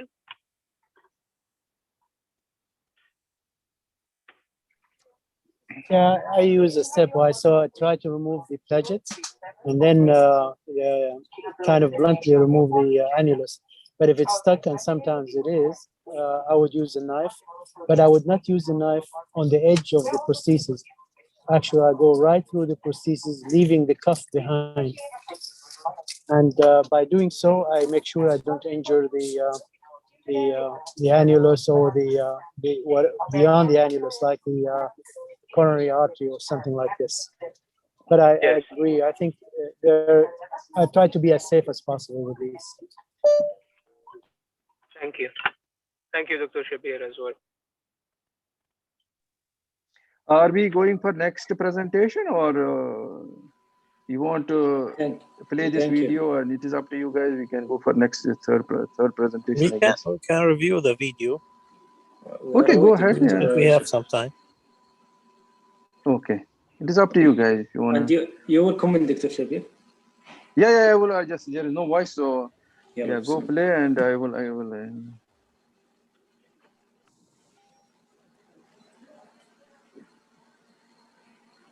Okay. This was actually a 28 years Yemeni guy. He had a tissue valve. I don't know why they put a young 7 years back. He was admitted in our decompensated heart failure, and you can see his pre-operative echo, which shows all prosthesis is degenerative calcified, and there is lots of regurg and stenosis both. He was quite sick. I think he was in NOH functional class. We did a CT. You can see there was adherent RV to the anterior, posterior table of the sternum. Then this CT is very important pre-operatively, to know the relation of the heart with the sternum. Then we opened the sternum. I opened this sternal virus like this, put them a cocker or some holding instrument. Then I dissect. You can see the ZP sternum and lower part. I dissected gradually, so that the RA and the RV is away now. I usually lift the sternum. There is a crank, the special tractor. We pull the sternum up, and then once I am happy that RV is not, then I use rest. I use then the oscillating saw, and I am pulling the wires my side and assistant other side. The sternum is pulled up. Then I use the saw, oscillating saw, and cut the whole of the sternum. Sometimes I leave the posterior table, but usually, most of the time, it is done with the saw only. But you have to be very precise control. Make sure, you should have 100%, precision. If you make an error, gun, you are gone. I mean, RV or something, you can injure. This is so it comes with practice. When you keep on doing this, it comes. Then you are after doing the sternotomy. What I do, I usually open the both pleura wide open. Initially, now I'm doing, I did yesterday, I think a case a redo. I didn't open the right pleura, left pleura. So, but usually the best practice is initially you should open the both pleura open. Then we take out this pericardium. I'm taking this pericardium out with a fine and soft dissection, using cautery, using peanut, using my fingers very gently. Don't rush to dissect this adhesion fast, because the epicardial veins will get injured and it will be a mess, bloody field. So, and you may injure the epicardial coronary arteries as well. So take your time to dissect this adhesion with fine dissection, soft dissection, cautery, peanut, so it takes some time. So once this video is not playing fast. What happened? Okay, fine. Okay, yeah. So I think now we are opening this one. I usually go all patients here transseptal approach. So we are opening now. The RA is opened.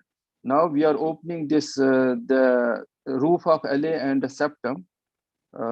You can see now. So now we are opening the LA.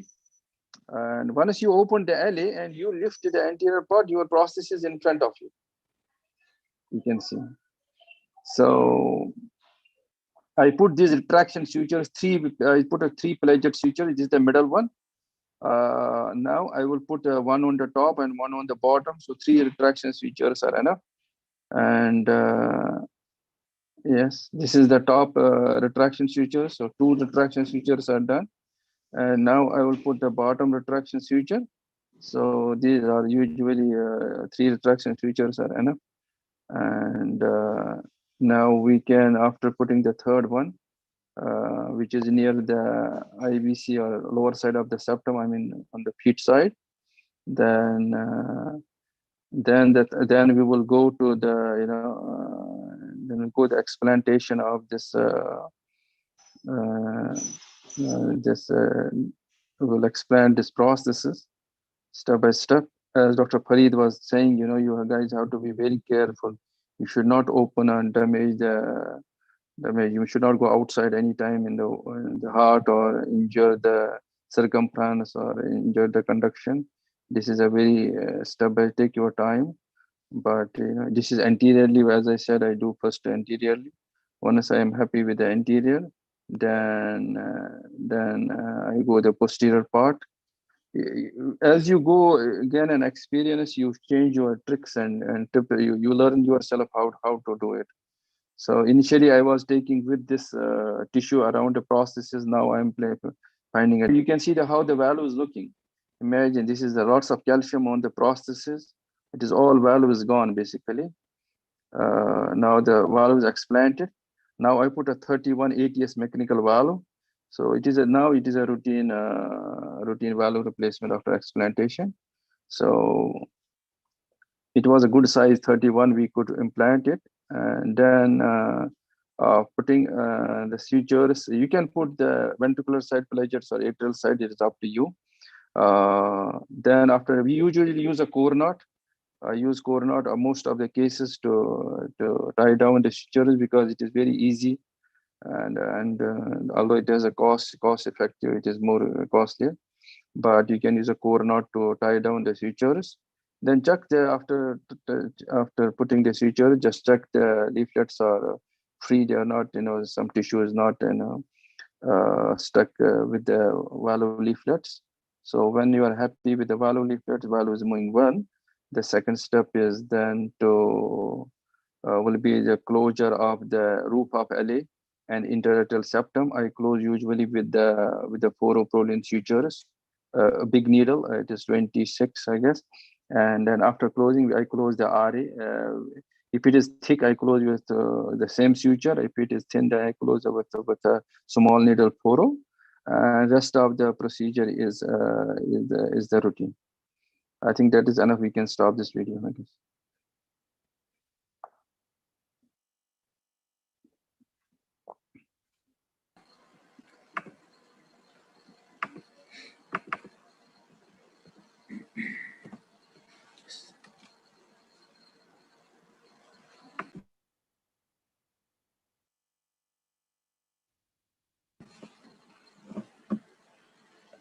I think like this, I finished this lecture.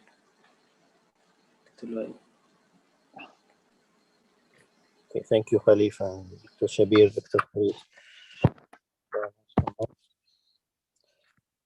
So we'll have another 10 minutes break, and we'll start with the next lecture.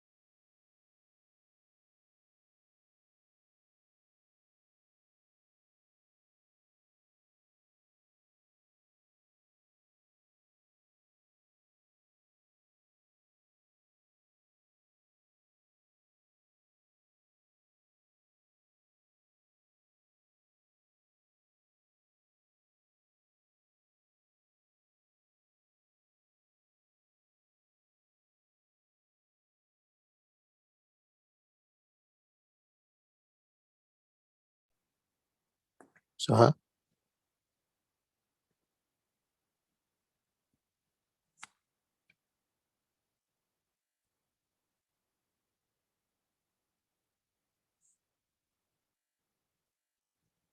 Suha? Yeah, you can start. Thank you. Assalamu alaikum. Good evening, everyone. I'm Saad Bait, R1 resident at King Faisal Specialist Hospital and Research Center, Riyadh City. And today, inshallah, I will provide you with some background on resuscitation of patients who are arrested after cardiac surgery. According to the Society of Thoracic Surgeons, STS, more than 250,000 cardiac surgical procedures are performed annually in the United States, and post-operative cardiac arrest rates range from 0.7% to 5.2%. And most of cardiac arrests occur within the first 24 hours after skin closure, and up to half of the cardiac arrests occur within the first three or post-operative hours. So, cardiac arrest after cardiac surgery presents unique challenges and opportunities that are not addressed by the current advanced cardiovascular life support algorithm. And some of the standard interventions, such as immediate cardiopulmonary resuscitation, CPR, and aggressive vasopressor therapy, may even harmful in this situation. So today I would like to share with you the current evidence for resuscitation of cardiac arrest after cardiac surgery. The 2009 study by Dunning et al. Provided a systematic evidence-based approach to resuscitating cardiac arrest after cardiac surgery, and the European Resuscitation Council, ERC, incorporated Dunning's recommendations into its 2010 guidelines for resuscitation, which were updated in 2015. In 2017, the STS published an expert consensus article on resuscitating patients who experience cardiac arrest after cardiac operations. The consensus article is derived from the 2016 STS and European Association for Cardiothoracic Surgery protocol that distilled the current evidence into a set of guidelines, and this protocol shows modifications to the ACLS universal algorithm, and it's now the standard of care. Now you may ask, why is ACLS not recommended after cardiac surgery? We read ACLS is designed broadly for both out of hospital and in-hospital cardiac arrest. The ARC guidelines addresses the highly specific population of patients with recent sternotomy who experience cardiac arrest in intensive care unit. So we will go through these basic components. I will give you a brief example of a patient who had an issue post-operative to frame this conversation and to answer why are cardiac surgical patients different from other patients, how to identify the cardiac arrest, and the algorithm for cardiac arrest after cardiac surgery, and when to defibrillate or pacing, and address the basic life support by external cardiac massage and ventilation, the drugs, how to address the emergency sternotomy, and how to manage cardiac arrest as a teamwork, and to review the six key rules. So let's start with this 49-year-old female patient who had recent non-STEMI, was given a full load of antiplatelet agents, and remained on dual antiplatelet therapy, and wait for 5 days standoff until the Plavix were off. And on the first day from stopping her Plavix, she started to have chest pain and had to go to OR. She's multifaceted disease, so that urgent cabbage was done. She comes out with fear of blood in the first hour, about 500 cc. And then the things were being aggressive in treatment with blood products and platelets, and the bleeding stops very rapidly. We have increase in vasopressor requirements, and the CPP is only 8. However, bedside echo was arranged to take a look and see if we have any issues. In mid of all this happens. You can see the rhythm obviously changed, and all the lines are going flat. So the question here is how we're gonna rescue this patient. But before, we first have to know why are cardiac surgical patients different from other patients.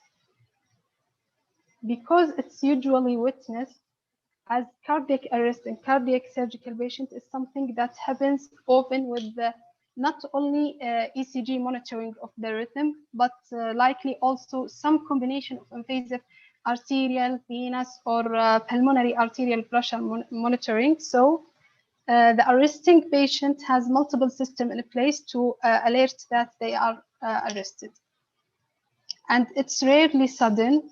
The deterioration towards cardiac arrest usually takes the form of gradually dropping blood pressure, worsening oxygenation, and deteriorating rhythm, and so on. And there is usually no delay in the diagnosis, as the patient is maximum monitored usually. As soon as the rhythm deteriorates into ventricular fibrillation, it's identified and annoying alarm sound to alert. And it's usually due to easily reversible causes, and the most common suspected causes are ventricular fibrillation, cardiac tamponade, or major bleeding. All have solution, and because of this, the chance of survival from cardiac arrest following cardiac surgery are good. As Dunning mentioned that something like 50% of these people survive to hospital discharge, which is very different to cardiac arrest from other causes. Reopening the chest is the final common pathway of these 4H and 4T's reversible causes of cardiac arrest, which all applicable to resternotomy. And 10 days is the post-op time frame during which you are still considered a cardiac surgical patient. This is based on the fact that the pericardium is going to be more difficult to access because of adhesions that will form, and therefore open resuscitation is going to be technically more challenging. Then, how to diagnose cardiac arrest? If you are the first person alerted to the possibility of an arrest, you should immediately put your hand on a central pulse, such as the femoral or carotid pulse, for up to 10 seconds. During this time, you should also check the arterial line for the position and look at the other traces on the monitor. In cardiac arrest, not only the central or arterial line will show no pulsatility, but also the central venous pressure line and pulse oximetry will be flat. But if the ECG and the pressure waveforms are incompatible with the viable cardiac output, for example, during ventricular fibrillation or asystole, so the arrest protocol can be initiated without first checking the pulse. If after 10 seconds there is no palpable central pulse and the arterial CVB, PA, and oximetry waveforms are flat, you should immediately instigate the cardiac arrest protocol. And you should loudly and clearly shout for help. For example, cardiac arrest bid 4.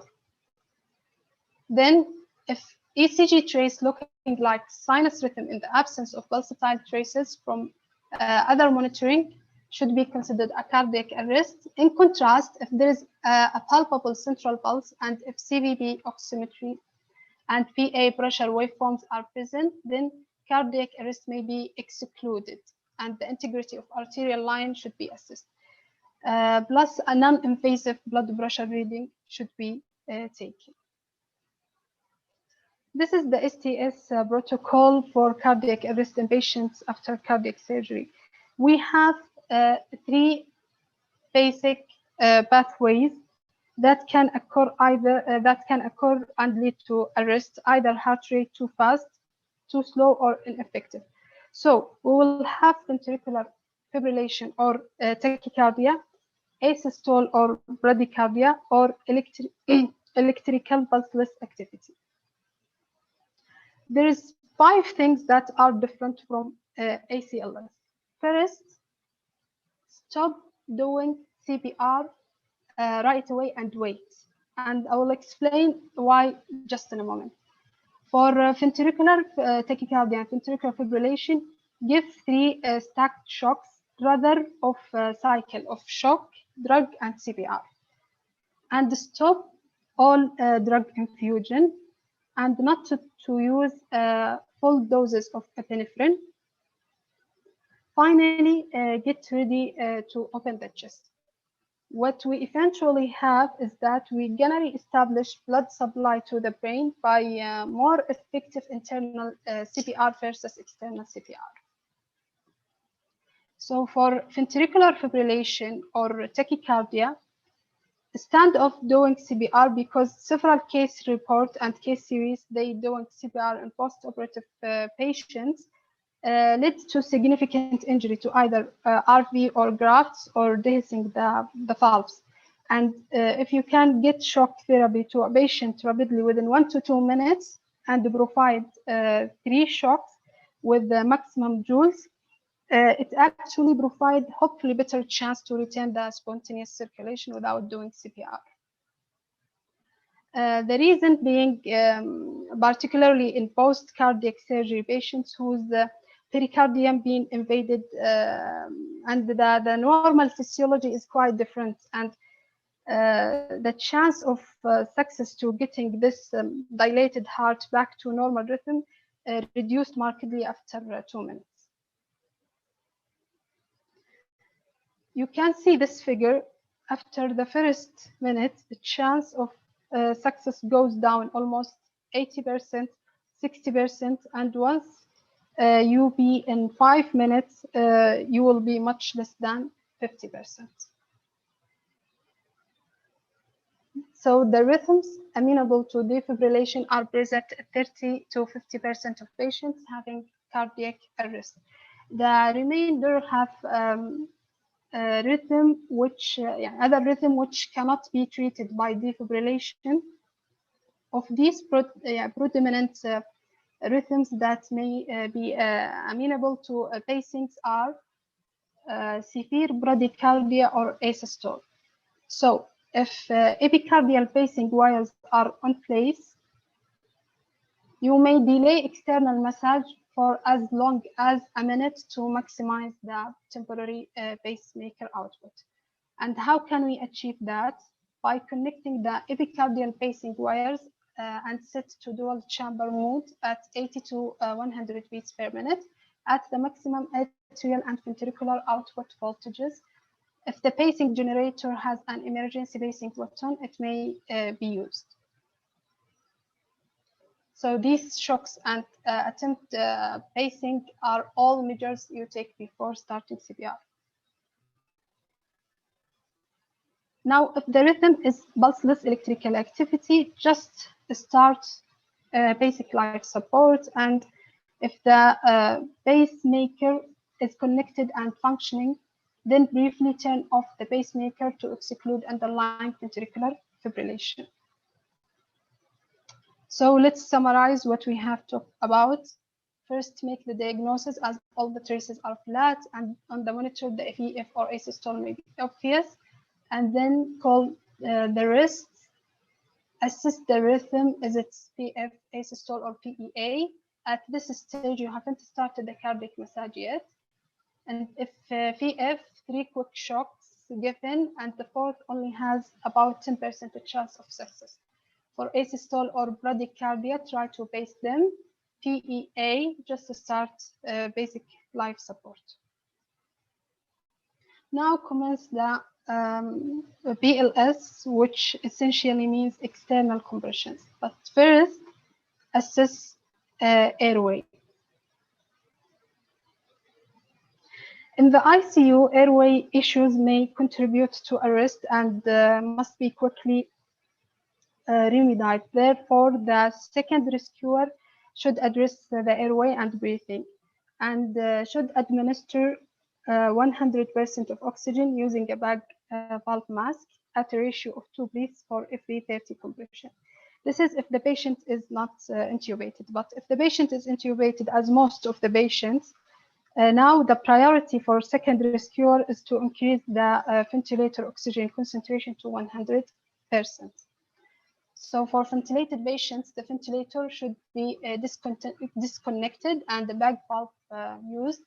Look, listen for breath sound on both sides with equal chest movement. Specifically examine for a pneumothorax or hemothorax. Confirm the presence of end-tidal carbon dioxide.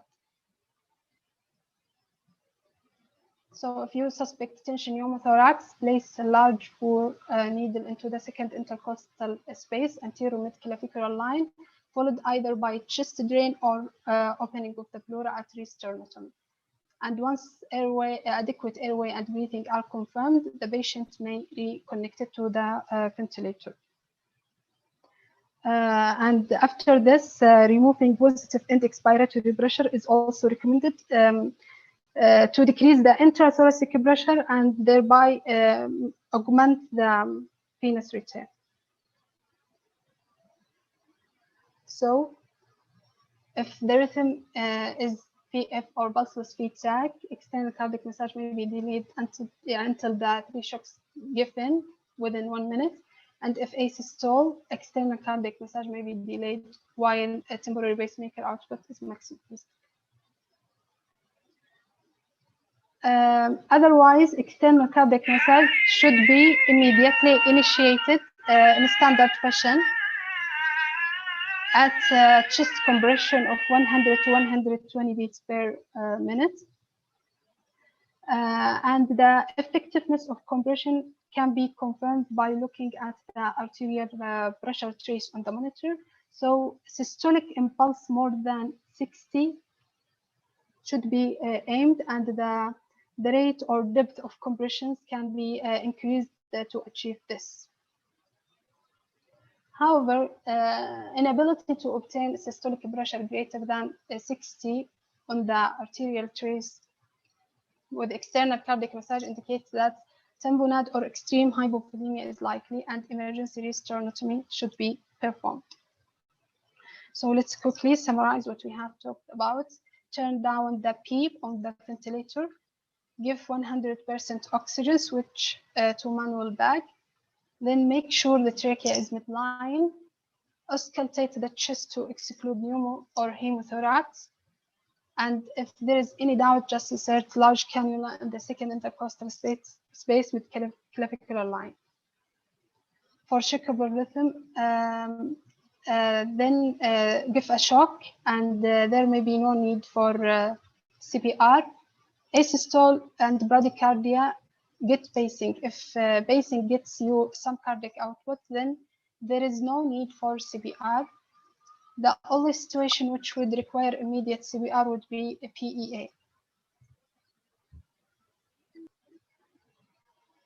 Generally, CPR seems safe in this patient group.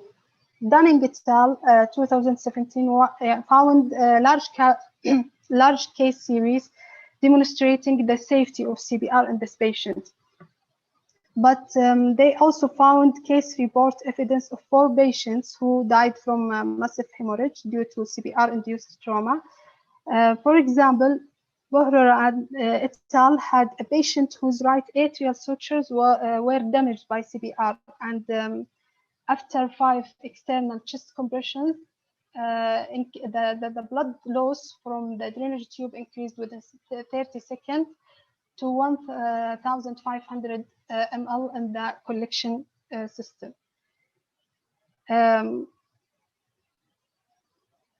That sounds like a genuine surgery-related complication. In contrast, Kempen et al. Present a case of a guy whose right ventricle was ruptured by CPR following pneumonectomy. Here, which is difficult to blame on the post-cardiac surgical state, because that ventricle was not operated upon pre-arrest. Let's move now to an important concept about the drugs, which is often given epinephrine or vasopressin.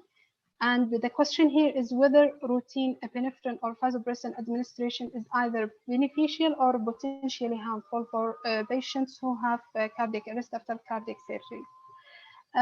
Actually, studies reporting the outcome of cardiac arrest after cardiac surgery fail to consistently or completely report use of epinephrine, providing no conclusive evidence that was either a harmful or beneficial intervention. So, if I ask you what's the risk of administering epinephrine to patients after cardiac surgery, is the development of severe hypertension and bleeding in patients who regain spontaneous circulation. And epinephrine may be beneficial in impending arrest or peri-arrest situation and used in smaller doses, like 50 to 300 milligram boluses. And they recommend that neither epinephrine nor vasopressin be given during the cardiac arrest unless directed by clinician experienced in their use. Other points related to drugs are the infusions. During cardiac arrest, it's unlikely that a drug running by infusion before arrest would assist the conduct of the cardiac arrest by its continuous administration.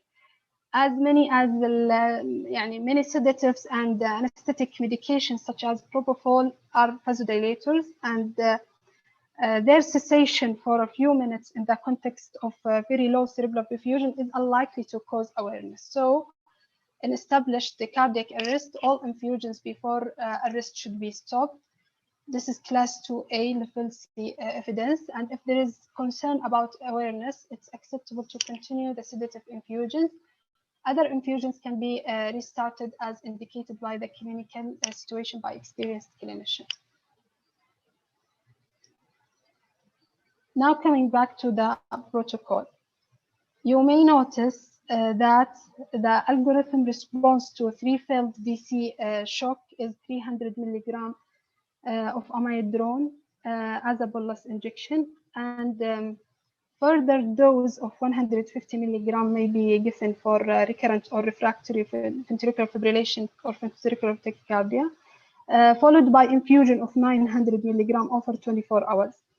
In this situation, lidocaine 1 milligram per kg may be used as an alternative and may have similar efficacy. Now, in case we have asystole or severe bradycardia, and in the absence of epicardial pacing wires, pacing can be achieved using external transcutaneous pacing, and this intervention after external cardiac massage has been commenced. Plus, for patients with asystole or extreme bradycardia, atropine is not recommended as a routine part of the protocol. So the common pathway in this situation is the re-sternotomy.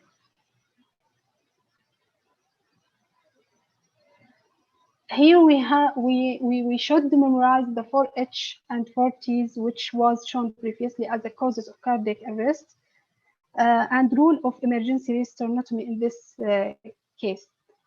Cardiac surgical patients who have non-ventricular fibrillation, non-PTAC arrest are likely to have tamponade, severe hypovolemia, or tension pneumothorax.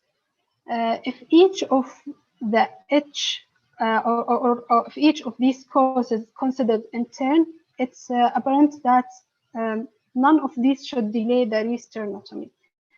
Hypokalemia, hyperkalemia, and hydrogen ions are unlikely causes of arrest.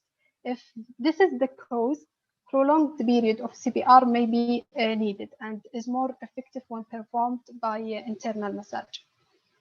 Hypothermia causing arrest is unlikely. Toxins also is unlikely, but the cessation of infusion is the preferred approach. For tension pneumothorax should be identified by the assessment of the airway and breathing during the CPR, and treated by a chest tube. If undetected clinically, it will be relieved by the emergency sternotomy.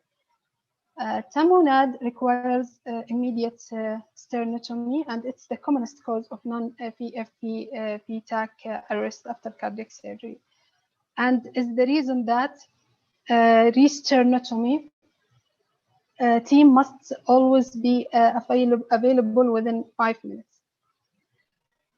Finally, the thromboembolic or mechanical obstruction such as PE or coronary thrombosis will be difficult to treat without cardiopulmonary bypass for stabilization. The alternative within the same time frame is the rapid initiation of extracorporeal membrane oxygenation. So the internal cardiac massage is superior to external cardiac massage in patients with a recent sternotomy in whom resuscitative efforts are likely to last more than 5 minutes, and emergency sternotomy is indicated to perform internal cardiac massage. There are risks associated with sternotomy and internal cardiac massage, including cardiac or graft injury that could be reduced with appropriate technique. And there are several acceptable methods of internal massage. First, before attempting the internal massage, inspect the heart to locate the internal memory and other grafts, and carefully remove blood clots. Then pass the right hand over the apex of the heart. This will minimize the likelihood of avulsing grafts. And then the right hand is further advanced around the apex to the back of the heart. Now the palm up and the hand flat. The left hand is then placed flat on the anterior surface of the heart, and the two hands are squeezed together. These flat palms and straight fingers are important to avoid unequal distribution of pressure onto the heart, and thereby will minimize the chance of a trauma. And if there is a mitral valve replacement or repair, care should be taken not to lift the apex by the right hand, as this can cause posterior ventricular rupture. So squeeze both hands together at rate of 100 to 120 beats per minute, and at the time look at the arterial trace to verify adequate internal massage. And you should try to obtain a systolic impulse more than 60.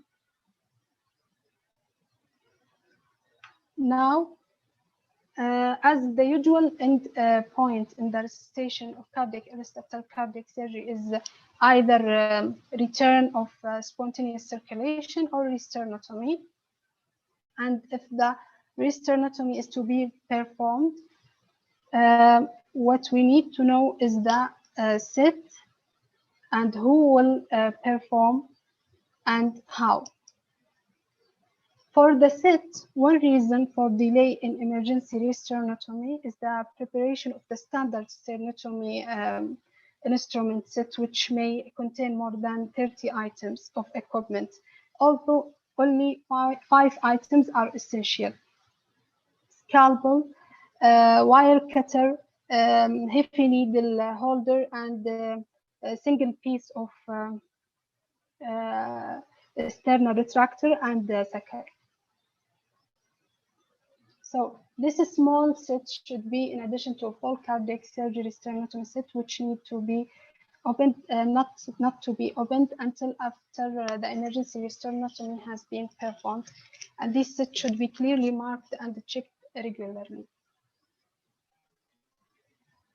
Although an experienced surgeon is optimal, there may be situations in which the surgeon is not either available or unable to attend immediately. So non-surgeons be trained and certified to perform emergency restorative, physician assistants and advanced practice nurses or senior intensive care nurses may be the ideal clinician to undergo this training and provide the necessary coverage on site.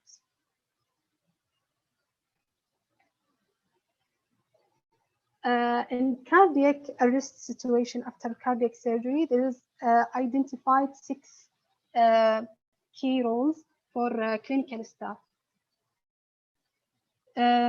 This includes the first person who's the allocated to external cardiac massage, and the second rescuer increases the inspired oxygen to 100%. And remove positive end expiratory pressure and assess airway and breathing to exclude the pneumothorax or endotracheal tube problem. This person connects the defibrillator and administer shocks. And if the emergency restorative is performed, this person also must ensure that the internal defibrillator is available in a sterile field and properly connected. This senior person should conduct overall management of the cardiac arrest and ensuring that the protocol is followed. This person stops all infusions after initial resuscitation efforts have failed and manages the other drugs or infusion. The role of this person is to coordinate actively peripherally to the bedside, and that includes preparing for potential restorative and calling for expert assistance if not immediately available. Now I'll show you a video how to conduct the protocol and do the restorative.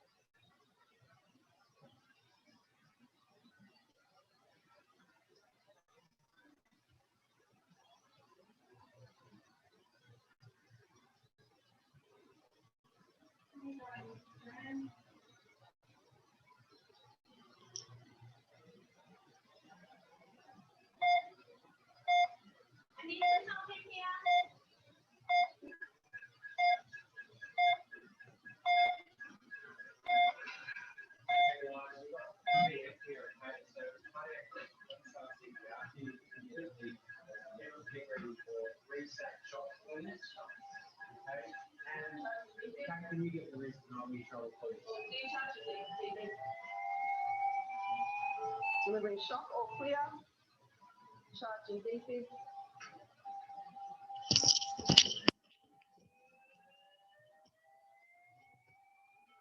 Delivering shock or clear. Charging defib.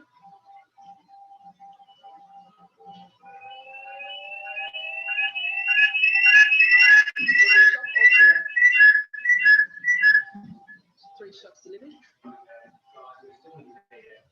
so after you start CPR, Chris, can you back the patient, please? You guys start getting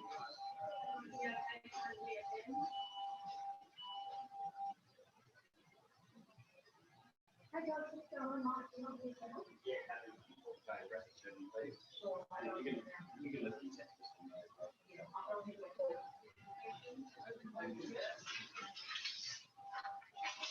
okay, can you stop CPR? Take a pressure, please step away from the patients.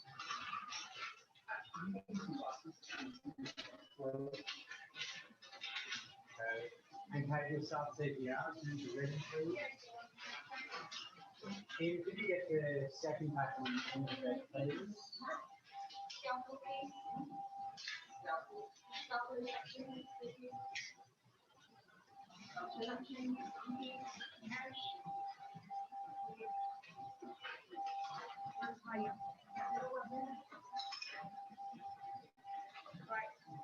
Sorry,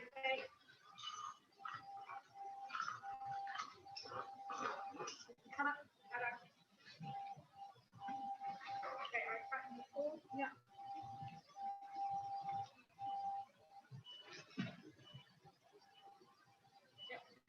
Sharp, good. Yeah, sharp, okay. You get the pack ready as well. Yep. Let me know when you get in there what it looks like and if there's much That's blood. the last wire. Okay, second. Too much blood, we're just gonna, yep.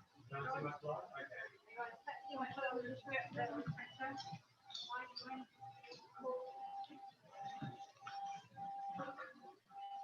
Let me know how it looks. There's not much blood.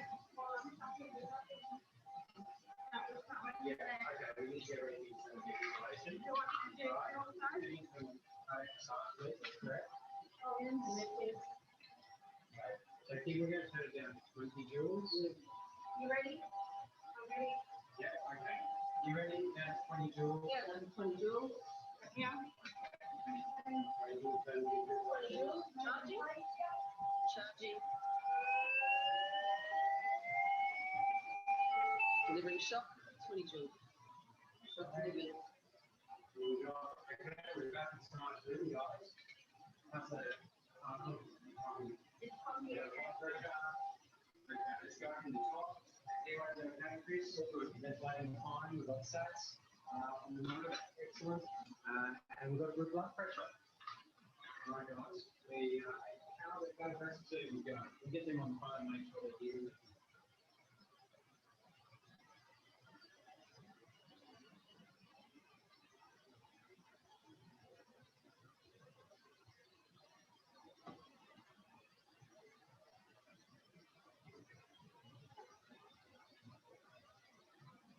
So by this is the end of my presentation. Thank you for listening. Any question or comment?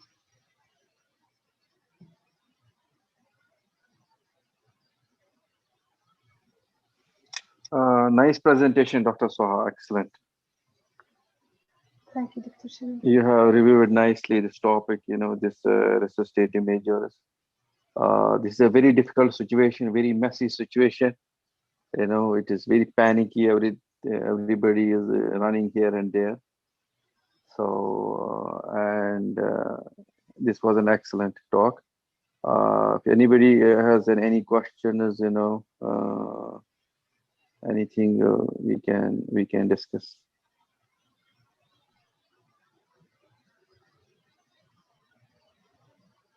Any question to Dr. Shabir? Even to Dr. Soha. Or even me? Okay, no problem. Your Dr. Soha, you have because you reviewed this topic, you have any questions? Because actually, Doctor, it's a huge topic and needs more time to understand the basic concepts behind every point, why to do this, not to do that. And for my level, I think I should have more experience and exposure to ICU patients to more understand the situation. yes, so I will share my little bit experience of these cases. Of course. Last 4 years I did, I think 5 or 6 restenotomies. So what I do is, when you have an established arrest, it is very difficult situation. So we have done like cardiac tamponade impending arrest. So you have to be highly alert in the ICU. Whereas you see a bradycardia patient, a severe and blood pressure is 60, then you grab the clinical. Usually the patient is either bleeding or has a tamponade. But VFib is it is a different situation. We direct a VFib. You have to shock and give a medron and shock and try with that one. I did 5 or 6. They were, I think a couple of them were complete arrest and were some impending arrest. One patient was like his blood pressure was 50, heart rate was 30. Now what to do? He was in CVP was high. I saw it. I just, without any massage, I opened the chest and patient was cardiac tamponade. So, they were both, then I reached it. It took me 5 minutes to reach. Dr. Haitham, I guess, was on call. And, I opened the chest. The moment I opened the chest, the blood pressure went 200, 300. That is why epinephrine needs to be careful in giving these patients and then bleeding and issues. The another patient was done and he started, arresting, and we did an echo. Before that, he was going sicker. The ICU was increasing in the epi, non-epi. I finished the case. By the time I reached it, he was becoming bradycardia. He was sky high inotropes epi without any response. I called a cardiologist. He didn't bother to call, patient has a tamponade. There was a difficulty to reviewing, but he should have done it more good job. But anyways, I just opened the chest. There was some clot in the RA, which was not a clot. I removed the clot. Patient became stable.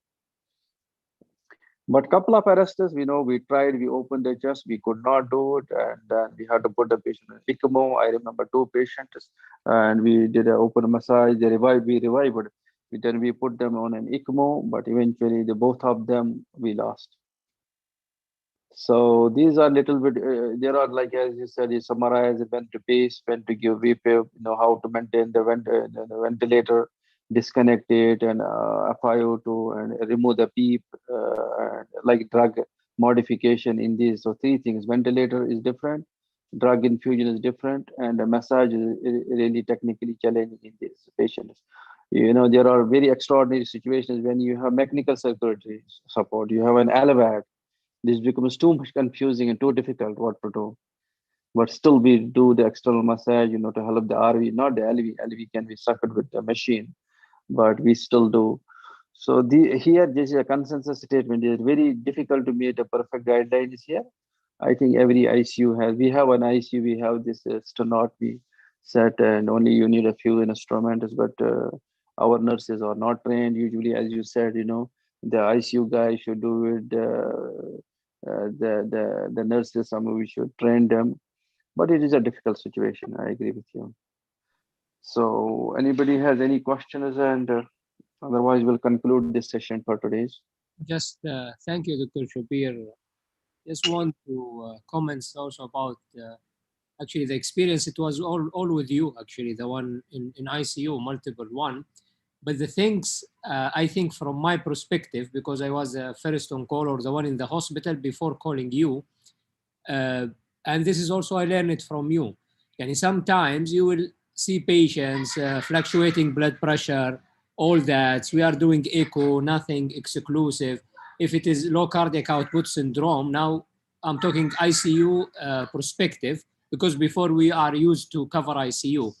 So if we have a low cardiac output state, it should improve with escalation of inotropic support.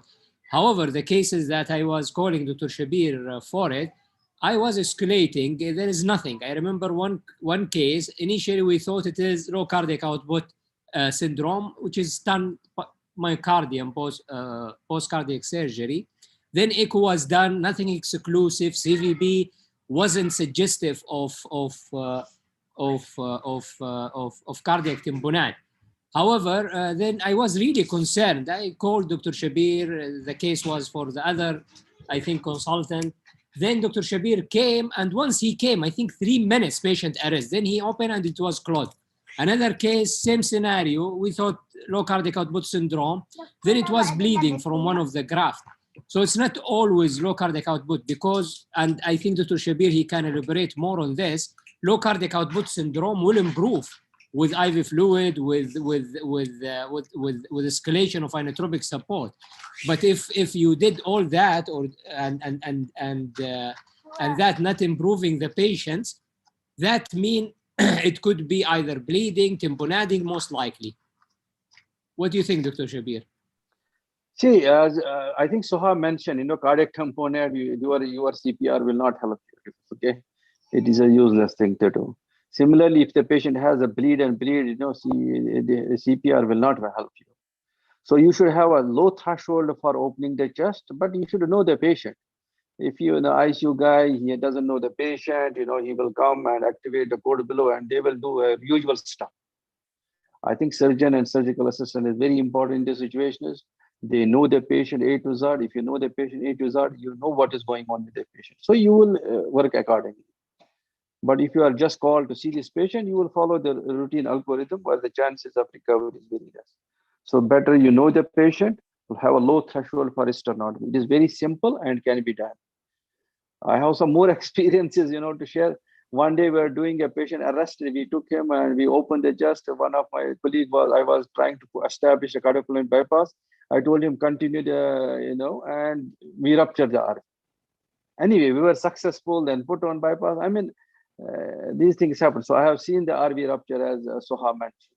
It was during the internal massage. Then how to go a massage is very important. There are the grafts, you know, you should be very careful in manipulating but as a surgeon, you know where is the graft, how to manipulate the heart, how the valve look, how much I should compress. So it is very, very important things. If you have tamponade cardiac, Soha said, you know, you should aim up CPR of pressure of more than 60. Cardiac tamponade is nothing. So you cannot generate a pressure. So it is just wastage. Similarly, if your volume is there, there's massive volume loss, so you cannot generate. There is nothing to kick the heart. So every patient is different. You have to individualize the cases and take your measures accordingly. Yeah, thank you, Dr. Shabir. I just want to add for the, because ICU is taking over actually all the ICU, not like before.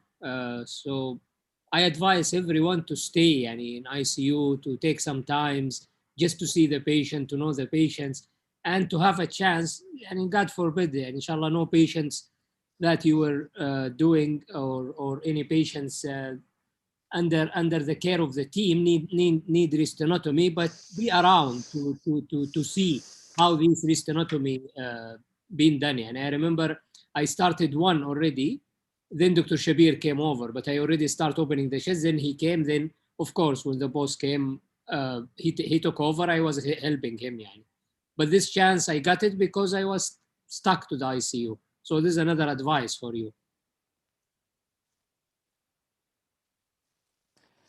Dr. Shabir?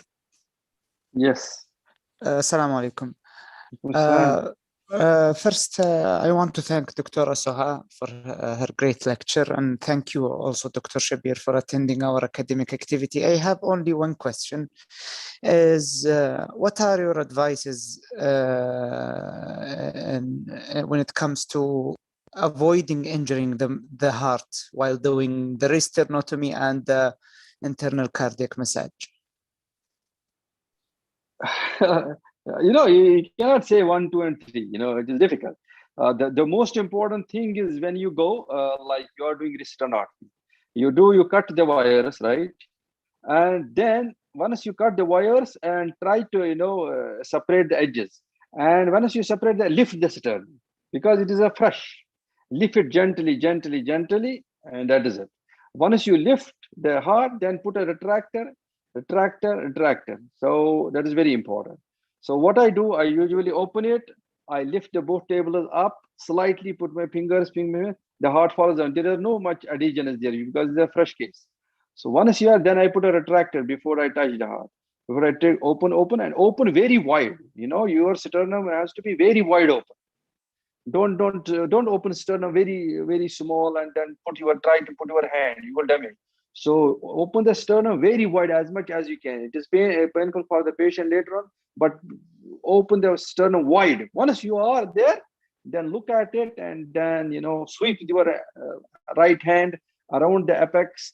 And you can do usually massage in one hand. I usually do one hand, but you know, as there are techniques, as Soha was mentioning, that you can put one hand behind and other hand on the anterior, and then do. The most important is in case of the grafts, if you have a couple, you know, not to damage the grafts, you have to see. That is why, as a surgeon, you know how the grafts look. Where are the grafts? What are your expectation?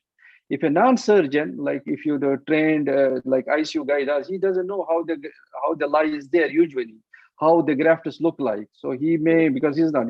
As a surgeon, you are more expert. You know how the OM graft will be there, what will be the diagonal, how the memory you expect. So it becomes easier for the surgeon, but not for a non-surgeon. It may be difficult. And try to avoid too much lifting of the heart because of the mitral kind of stuff.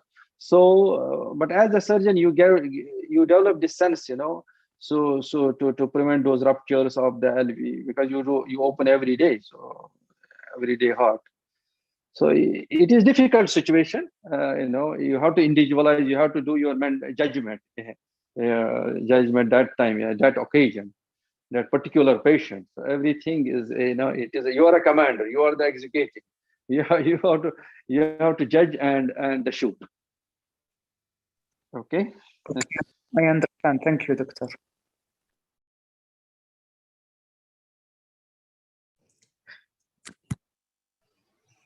Any more questions or comments?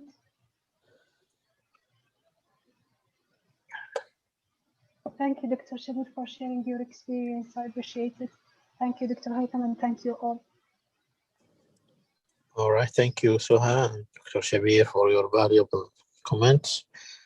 So I believe by this we'll conclude our session. I wish you all a happy weekend and see you inshallah next week. Thank you guys giving me this opportunity, and have a nice weekend. Thank you, Dr. Shabir. I hope we'll see you again inshallah.